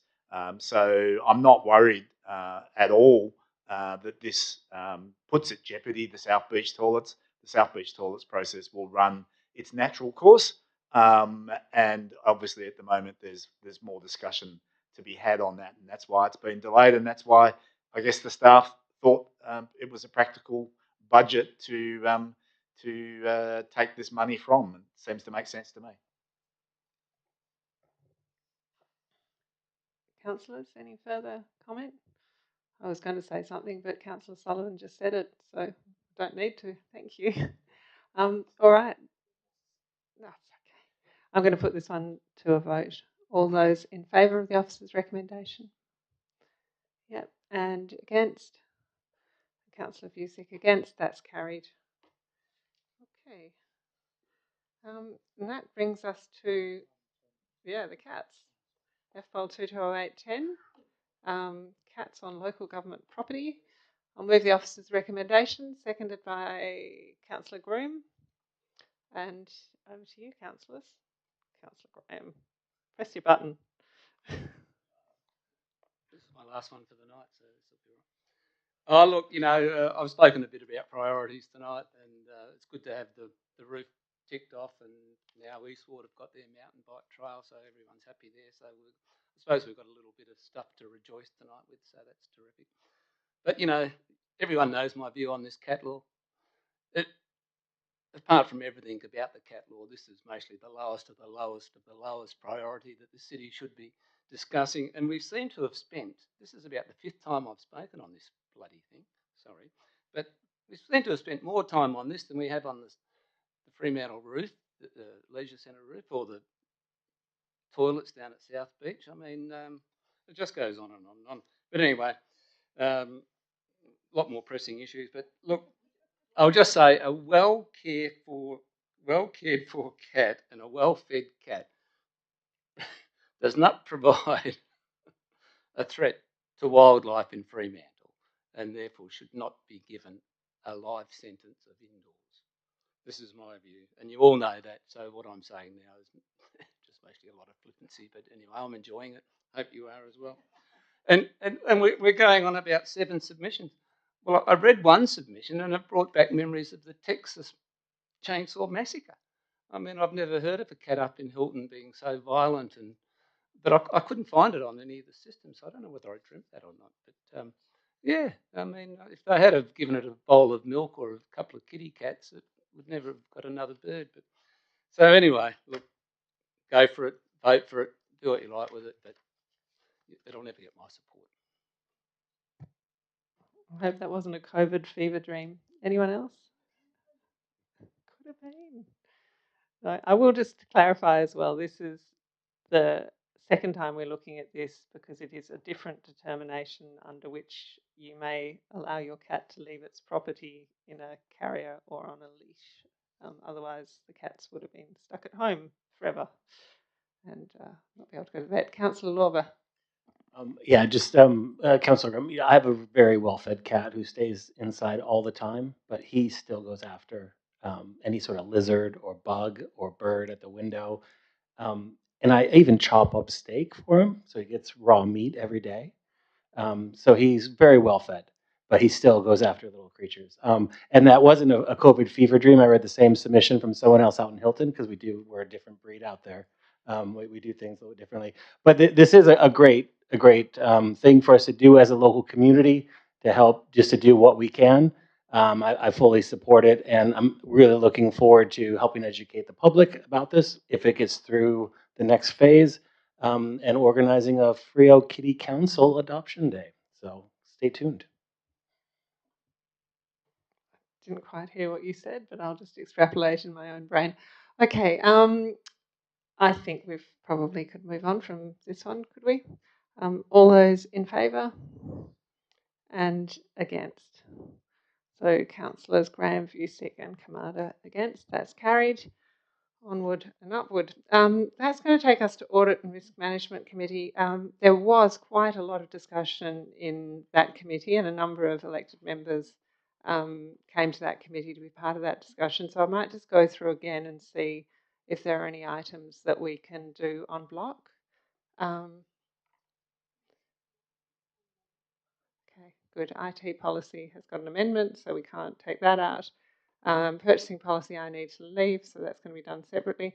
Tenders awarded under delegation. Anyone? Overdue debtors. Again, quite a lot of conversation. Okay, I might put those two together. I'm going to assume, and 8, emerging issues report. Could I put that in there as well? I'm hearing kind of yes. So 3, 4, and 8. 3, 5. 3, 5. Okay, so 3 and 8. I'm assuming people want to speak on 6, the annual report and EGM. Yes, no? No one on 6? Okay, so I'm going to move, what have we got? 3, 6 and 8 on block. Yep, seconded by Councillor Moughlin. All those in favour? Unanimous, noting Councillor Graham's left the room. The cat. Okay, so 3, 6 and 8. I'm going to suggest we move Armc 2 right to the end of the agenda, so I can leave early for that and pack up my office. No, okay. Information technology policy. So I'll move the officer's recommendation and get a seconder. And if we can maybe just get what the proposed amendment is up on the screen. So seconded by Councillor Green. Thank you.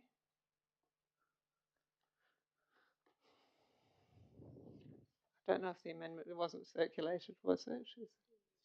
Oh, right. Oh, okay. So yeah, I'm moving the alternative officer's recommendation. That's what you were trying to tell me to do. Good job. All right. So just noting that's what I will move instead. All right, with Councillor Groom. Any discussion about that? All right. All those in favour? That's unanimous. So that's going to bring us to ARMC 22084, which is the audit, finally. So I'll move the officer's recommendation. Have a seconder for that. Councillor Groom. And discussion on that one.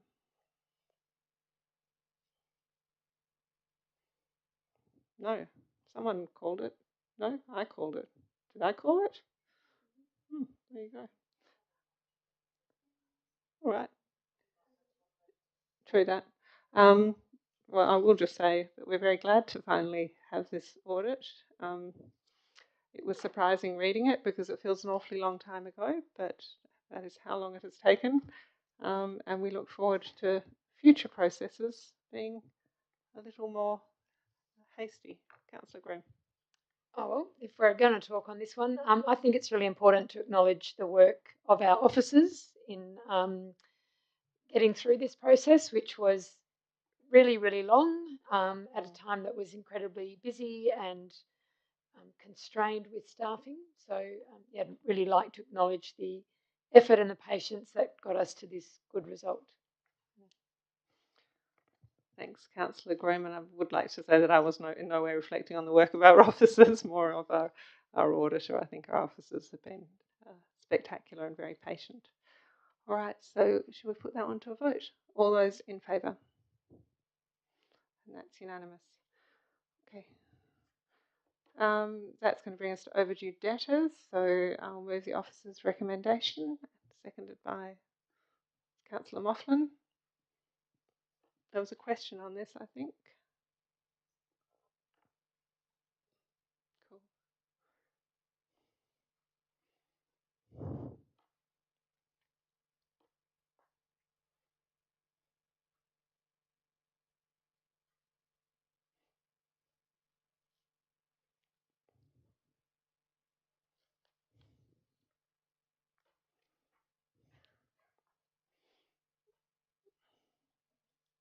Cool. I think Councillor Busick had a question on this one.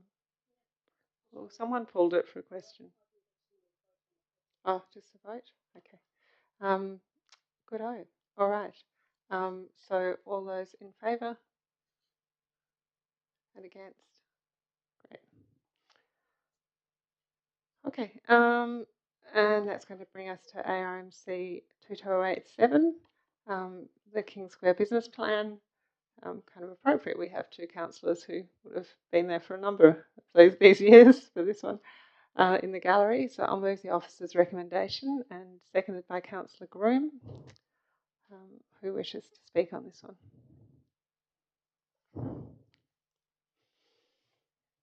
Councillor Groom. Yep. So again, thank you to the officers for putting together a very comprehensive report that I think gave certainly the Audit and Risk Committee a really good understanding of the journey from the development of the plan, which, you know, it's important to note was 11 years ago, and all the assumptions that were in that and the factors that have occurred that got us to where we are now. Really interesting to see where some of the numbers from that plan changed and why, and the kind of impact of time and other consequences on that. We did observe that there are without doubt things that we can learn to manage big projects better in the future. But on the whole, given the time that's elapsed, the initial project plan assumed a program of about 4 years to deliver it. So an awful lot's changed in that time. Certainly nothing in my life that I planned 4 years ago turns out quite that same way, or my cost assumptions change. So, you know, I do think in many ways what we have achieved, you know, everything that we set out to achieve in establishing that plan, we can see around us. We're enjoying tonight, and we see our community enjoying every day. Costs change. We understand some of those. We can learn from the process and keep getting better at managing those things. But I really kind of applaud staff for what we have done to get there in an incredibly difficult, complex project and some challenging times. Thanks, Councillor Groom. Other councillors? Councillor Busick, did you want to move your... Yes. Yep.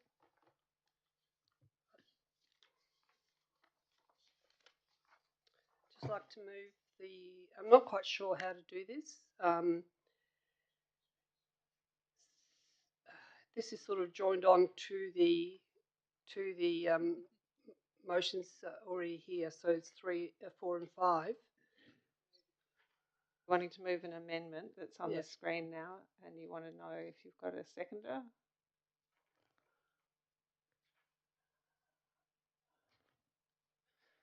Okay, so seconded by Councillor Lawver. Do you want to speak to those amendments?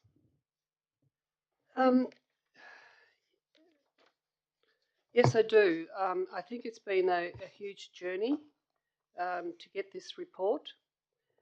I think as much as we can congratulate that there has been some really good work and certain accomplishments.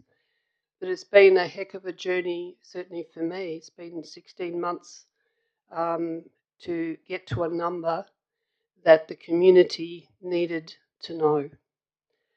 And I think, you know, as a newly minted councillor, I came on council trusting that the monthly financials were good.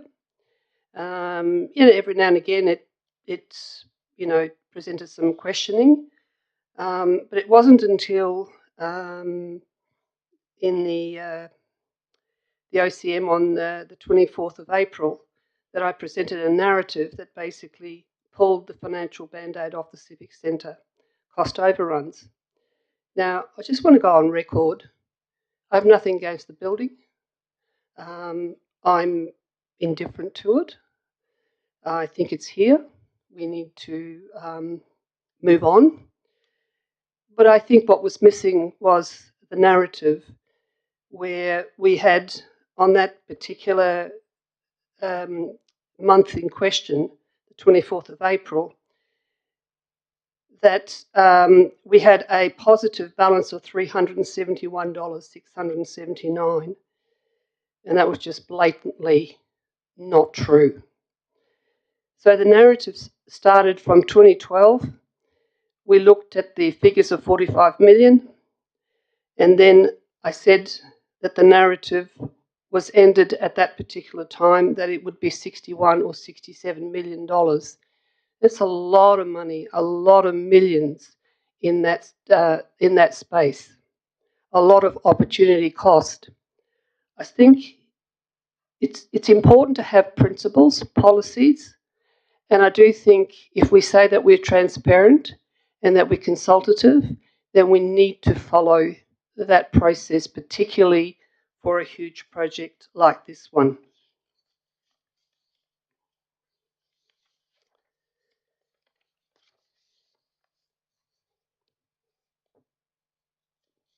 I am sure that much work has gone into this report. It's 21 pages long. And I do want to thank the officers, particularly Kylie Lamb, because you did do a thorough job. You certainly tried to make sense out of a narrative that's already a decade or so old. However, I'd like to also put on record that I do agree, these are things I agree with in the report, that the King Square business plan of 2012 does exist, and it's always existed, although we may have forgotten it on our journey. And it was 45 million, and that's been correctly reported. The increase of the loan from 15 to 20, quite correct. The sale of the 3 city properties, bringing in just under 30 million, big tick. The borrowings of 15 to bring it up to 45 and then increasing it to 20, with the loan being extended from 10 years to 20 years, tick. The 2012 business plan did carry out the 6 important key steps that are required under Section 3.59 of the Local Government Act. And this item is a kudos because you followed it to the letter. First step being your intention to undertake the project. The council endorsed and released a business plan. The second step was to publicly make it available. You did that through your city website and at the council's customer centre. The third step was the capacity for public submissions. You did a great job of that. There were 6 weeks of it, and a lot more, if my memory serves me correctly.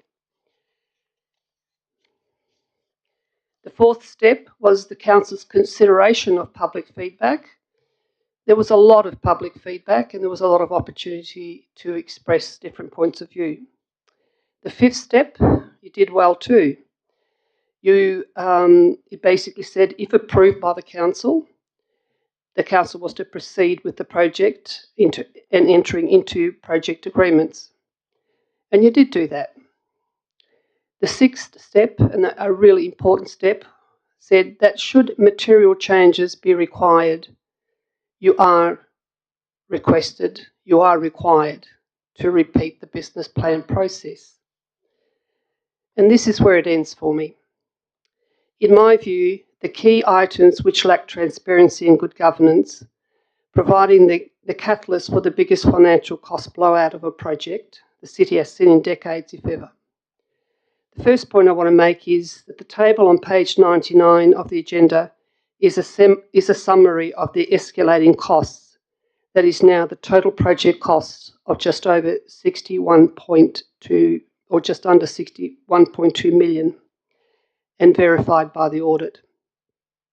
The table shows that the King Square business plan was updated in 2016 and 2019. If these revisions exist, they should be presented.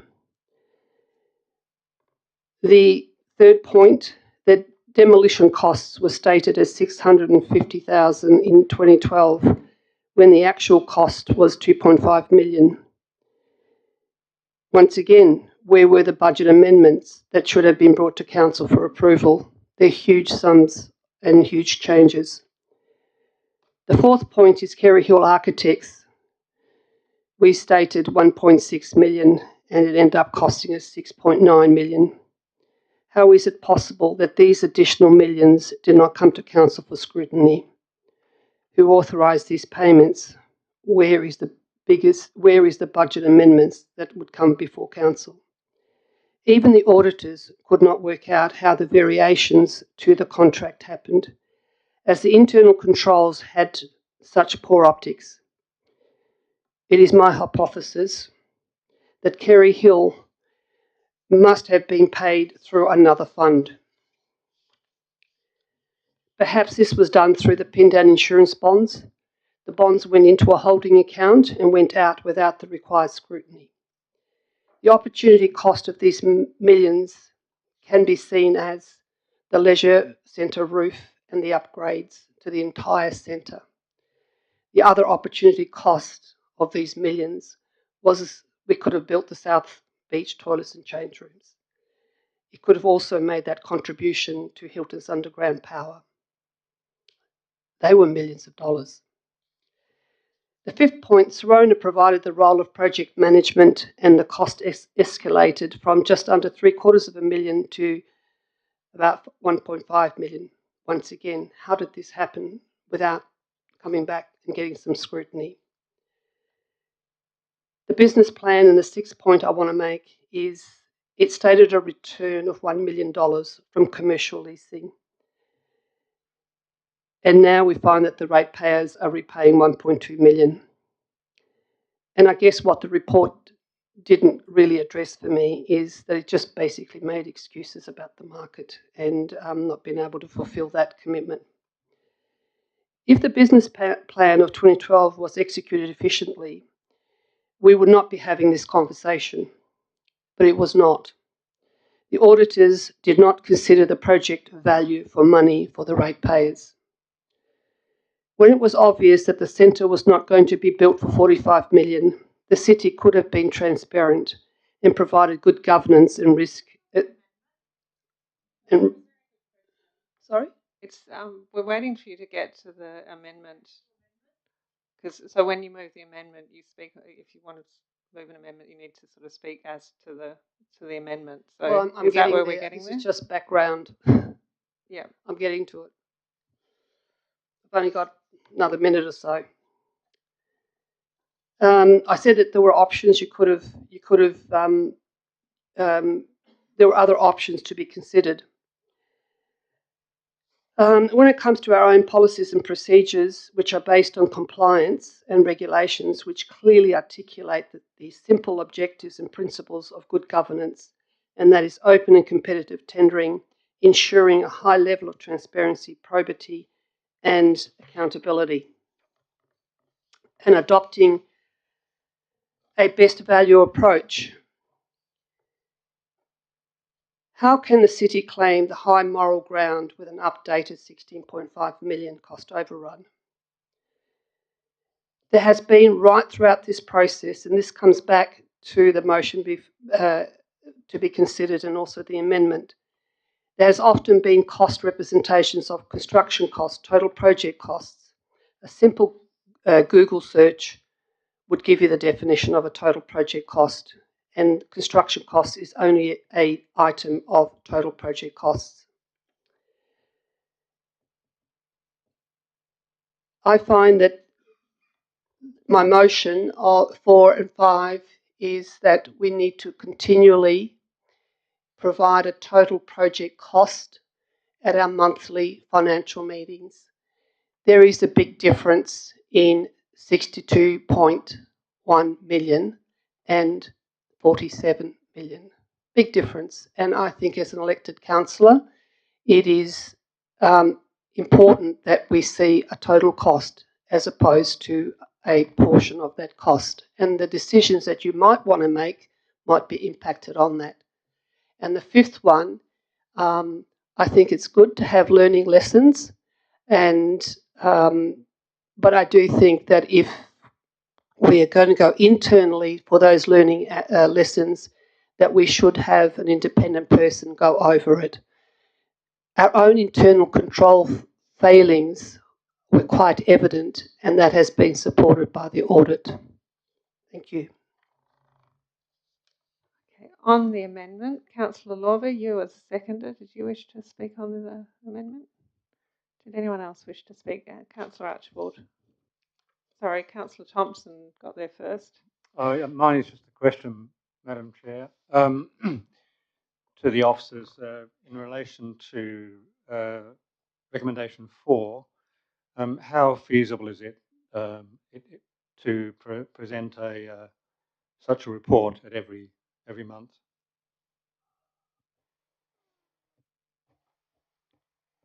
I presume it'd have to be an additional report to the current financial report, and generally it would just take a bit of extra work to provide.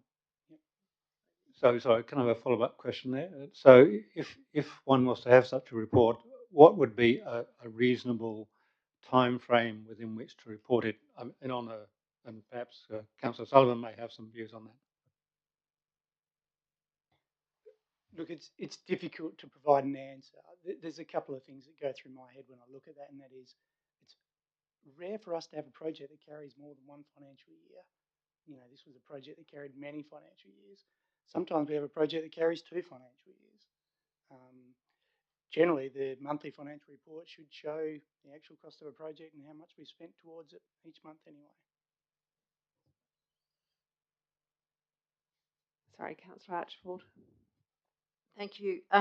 Yes, I just wanted to not speak, not supporting the 2 changes. I did attend the audit committee, and Councillor Groom modified her foreshadowed part 3, and during the committee discussion, it was decided that part 3 was the best way of reflecting the way in which the staff could have a look at how things performed and how they could look at best practice for other major projects.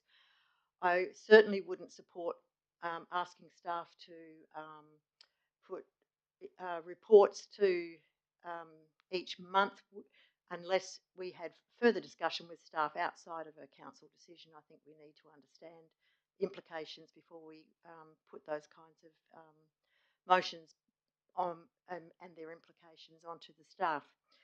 I also am concerned that the numbers that were bandied by Councillor Vucic mix up some of the totals for the entire project as distinct from the cost of the civic building.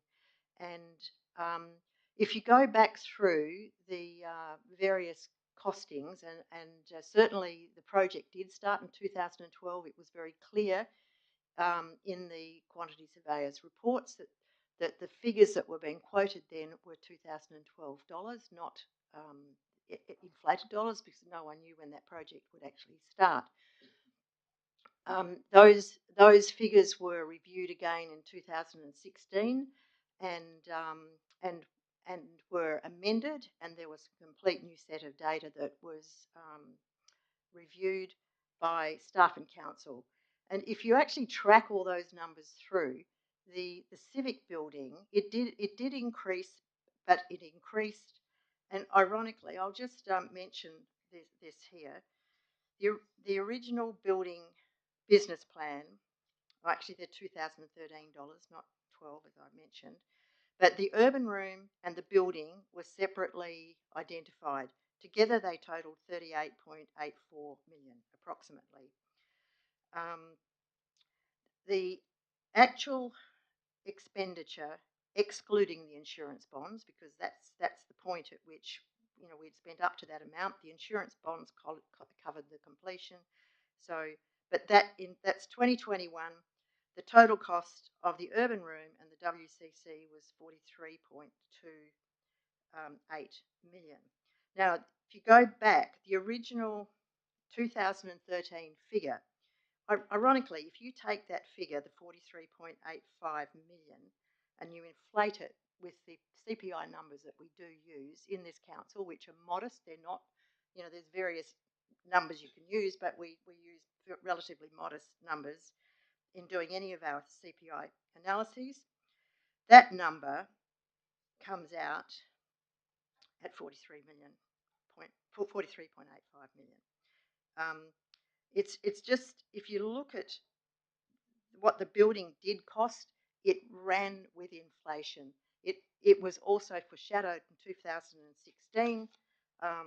So I think what I'm trying to say is that the one thing the auditor did pick up on was that the cost of the architect was increased substantially relative to the starting point on the project. But other than that, all the other costs were well understood.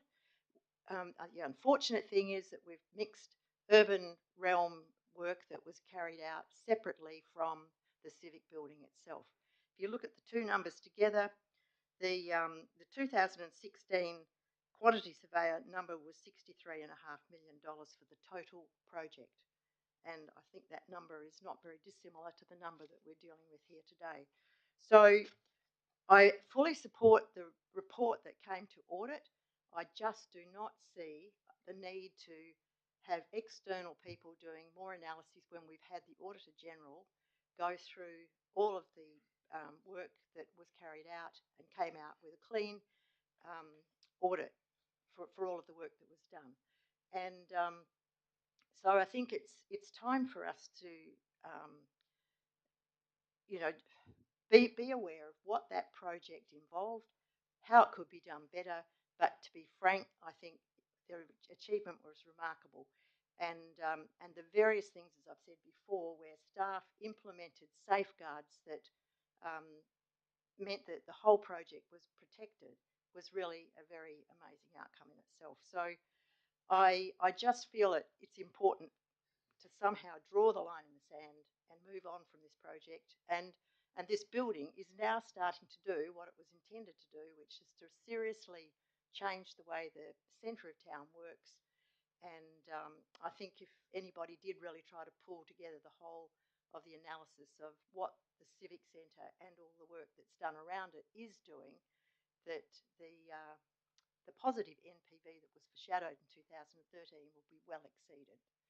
So I cannot support part 4 and 5. I think that the Audit Committee did a great job in coming up with part 3, which means we will have a look at it, and lessons that we can learn, we will learn. But I think overall it's been an outstanding outcome from this city. Thank you.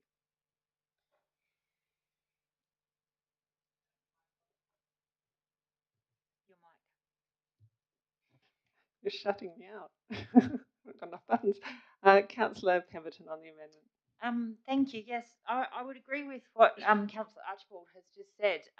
In that, it is pretty good to see it all laid out in one kind of full report, because I do acknowledge that there's a lot of people who haven't been part of this whole entire process, and so being able to kind of articulate the full story is really valuable and useful. And as Councillor Archibald said, if it weren't for the time taken, then we actually weren't that far from the mark. And I guess the blowout on the cost of architects is probably largely because of the time taken and the fact that they had to be retained and engaged, a lot longer than anticipated.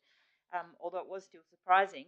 I also just wanted to note, I mean, as the CEO kind of referred to in his kind of response and so on, is largely we do actually get the cost of projects as you know, the monthly, particularly when there's any kind of change or update or whatever. Like, that's what I'm looking at those reports for, and that's what I see. And if I'm not sure about them, I ask questions. I would also note that with this particular project, we did recognise that it would go much longer than expected, and it had much more risk involved, and there was much more kind of potential for uncertainties and other things. And so we deliberately kind of made sure that this was a sort of standing item in detail in the Audit and Risk Committee for the whole entire duration of the implementation of that project, because we knew that it needed additional oversight and checking as we went. So, you know, in some ways, to me, you know, where we've ended up is not that much of a surprise, because I do recall those decisions being made. I do recall those updates happening, and I do recall the fact that the public realm was different to the building costs, and that each time we made a new decision about which bit we would also do, you know, the trees around the square, the lighting that's going to get updated this year. Like, this project does continue to grow and cost money, because it's not just the building. There's lots of other aspects to it. I would also suggest that realistically 4 and 5 are kind of duplications in terms of, I'm quite satisfied with the recommendation from the committee, which I think is totally sufficient around going, you know, this has been like a once in a generation project, and it is worth reflecting and seeing, you know, what we can learn from it in terms of being able to improve processes in the future. I think it's captured in the committee's recommendation. Okay, Councillor Lova on the amendment. Yeah, thank you. I seconded the proposed amendment to the, just because I felt like it was prepared in advance and worthy of discussion there, but I actually don't agree with points 4 and 5. I think they're both covered by number 3 up there. But I've only been on council for very, very limited time, and I just want to thank the councillors that have been a part of this over its 10, 12-year journey, and also the staff, because it is quite an amazing project when you look at it. If you look at numbers of this project, I look at, page 102, where you're never going to have a building being built like this where the council then can move wholesale into another set of accommodations like happened. The timing of all that saved over $2 million if you look at page 102. And then the foresight from the staff and the council at the time to take out bonds against Pindan, again, saved over $3.67 million, as outlined on page 106. And then even the loans that the city took out in the business plan was originally going to be at around 4% interest rate, which was able to secure it, even though it was an increased amount, for less than half of that. So it was 1.96%, and that's outlined on page 101. And I'm sorry for this last little bit of numbers that really stand out to me.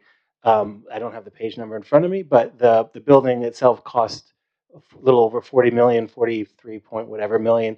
But if it was built today, it would be over $55 million.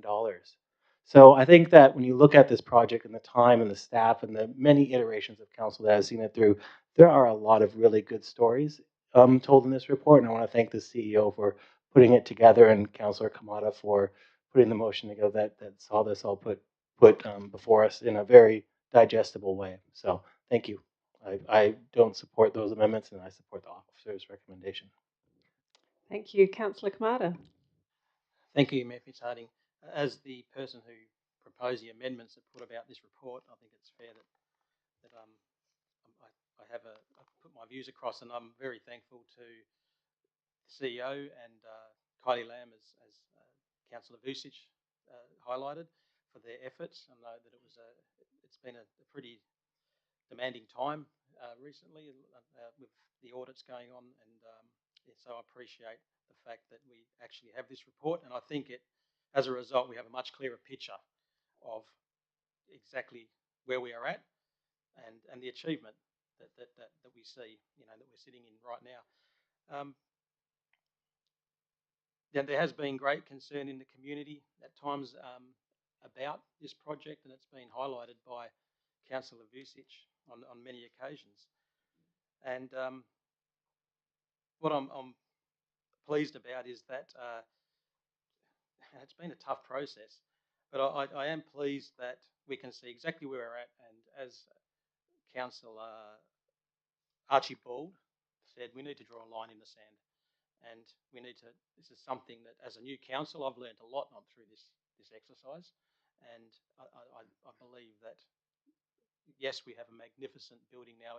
We've seen this area begin to be activated, and I think there will be great benefits from the exercise, and I do think that we've got some exciting times ahead as we move forward. And we know exactly where we stand now, so that's a really important thing in terms of transparency for the community. In terms of the amendments that Councillor Vucic has put forward, I could support number 4. I don't think 5 is necessary because I think it's covered, and perhaps 4 is as well. But the intent of what we did at Audit was to make sure that all these things are covered. So that's where I stand with it all. Thank you. Councillor Kamada, you can let me know if you'd like me to move 4 and 5 separately, perhaps before I put them to the vote. If you could do that, that'd be great. Sure. Councillor Moughlin. Thank you. Yeah, I just wanted to speak specifically just to the amendment, and I don't support the amendment. There was some really good work that was done at Audit and Risk Committee to talk about the best way for the city to be able to respond to what has been learnt, and we have learnt. We had an audit completed by the Office of the Auditor General, which did provide us with learnings, and it's my expectation that as an organisation, that when we do have findings, that we respond to those and implement practices to ensure that they don't occur again. And hence, number 3, point 3, which asks the CEO to go away and come up with those responses, and particularly if the management of a project does require more intensive reporting, I would expect that that would be a finding from the CEO's work looking into those best practice management, or rather the best practice management of major projects. So I don't support the amendments, and yeah, thank you. I think we're almost ready to put the amendment, which I'll put in 2 parts. I don't support the amendment. I do commend the committee process as a very good place to be able to have these discussions and make sure, that we come up with a considered position. So I'll put 4 to a vote. All those in favour? Councillors Vucic and Kamada, and against? Remainder. And part 5, all those in favour? Councillor Vucic and against. That's the remainder. So back to the item as amended. Sorry, Madam Chair, I was in favour of recommendation 4. Sorry? Yep. Okay. Catch up. Thank you. All right. So item as amended. Not amended. Yeah, that's where I was going in my head. Back to the substantive item. Any further speakers? Perhaps I can just close it out then. I'm really grateful to Councillor Kamada for bringing forward and initiating this piece of work. As a number of people have said, this for me is the line in the sand. We have asked for some serious work to be done to make sure that everyone comes up to the present moment with this project. And as Councillor Lorva, as the new councillor, has highlighted, it's really valuable to be able to look back and see exactly how we got to where we are today. I think one of the things, it's been mentioned briefly, but the construction contract was an incredible outcome, and it was the biggest contract by a long shot. And when you read through this, half of the lessons that we should be taking forward is how do we do that again? Because that was incredible. It was an incredible outcome to get to that point. So I think we need to acknowledge the really good work in this. And in fact, I think it was said there was not value. The only thing that the Auditor General pulled out and had concerns about was that project architect. Now, the issue wasn't so much about should we have paid the architect, given that the contract we had with them ended up where we were. It was whether we had sufficient governance to be sure that we were getting good value for that. That's also a lesson that we can take forward, and I'm sure we have. I suspect we do not structure contracts at all as in the way that we did with that one, because that lesson got learnt, through that process. So the other thing that was mentioned was opportunity cost. And I think if you do the two roads diverged on all of this, and a couple of people have mentioned it, we would be sitting here in a very old, inaccessible building, may or may not have fallen to pieces with the concrete cancer. Some of the walls were certainly giving promise of that kind of an outcome. People with a disability, we had 2 people in wheelchairs in this chamber for a meeting yesterday. They wouldn't have been able to get in that building or move around freely or comfortably. That's not okay. We would have been sitting next to the empty Maya building, maybe still with a pop-up in it, but who really knows? Nobody would have been spending any money fixing it up for sure. We would have owned the Queensgate building. It smelled like mould the day that I first walked through it. I don't know what it would smell like now, but it was not in good repair, and we would have had to spend an awful lot of money either replacing or repairing that one. The car park needed a lot of work.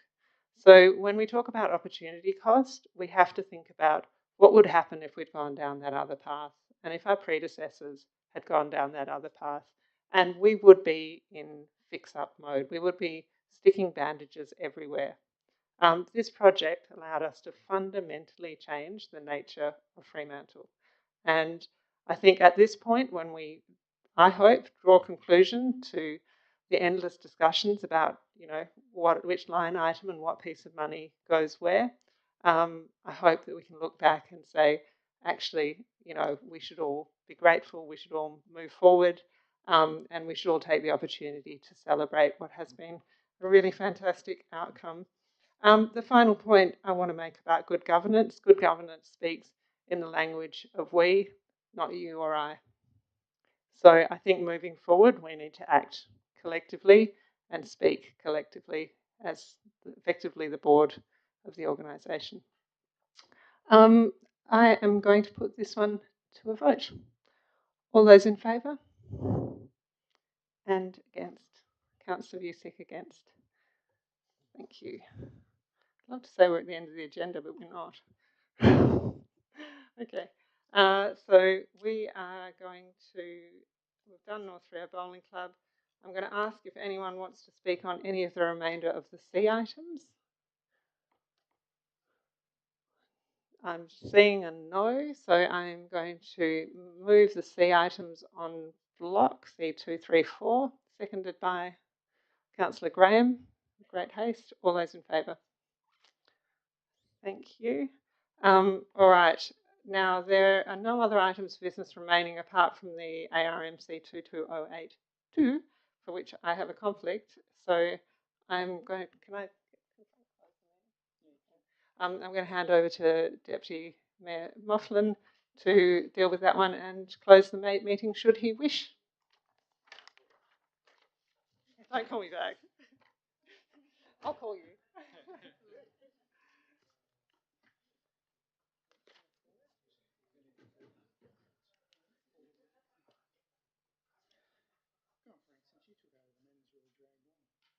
Cheers, mate.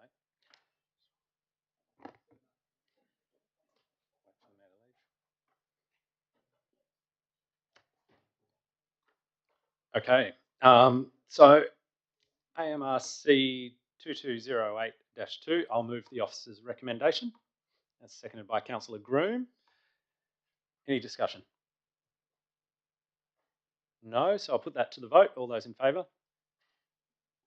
That's unanimous. Thank you. Okay, so we have no motions, previous notice, no urgent business, no late items, no confidential business. So I will close the meeting. I'm not sure, we've got some varying times, but 8:41. Thank you. Easy. Yeah.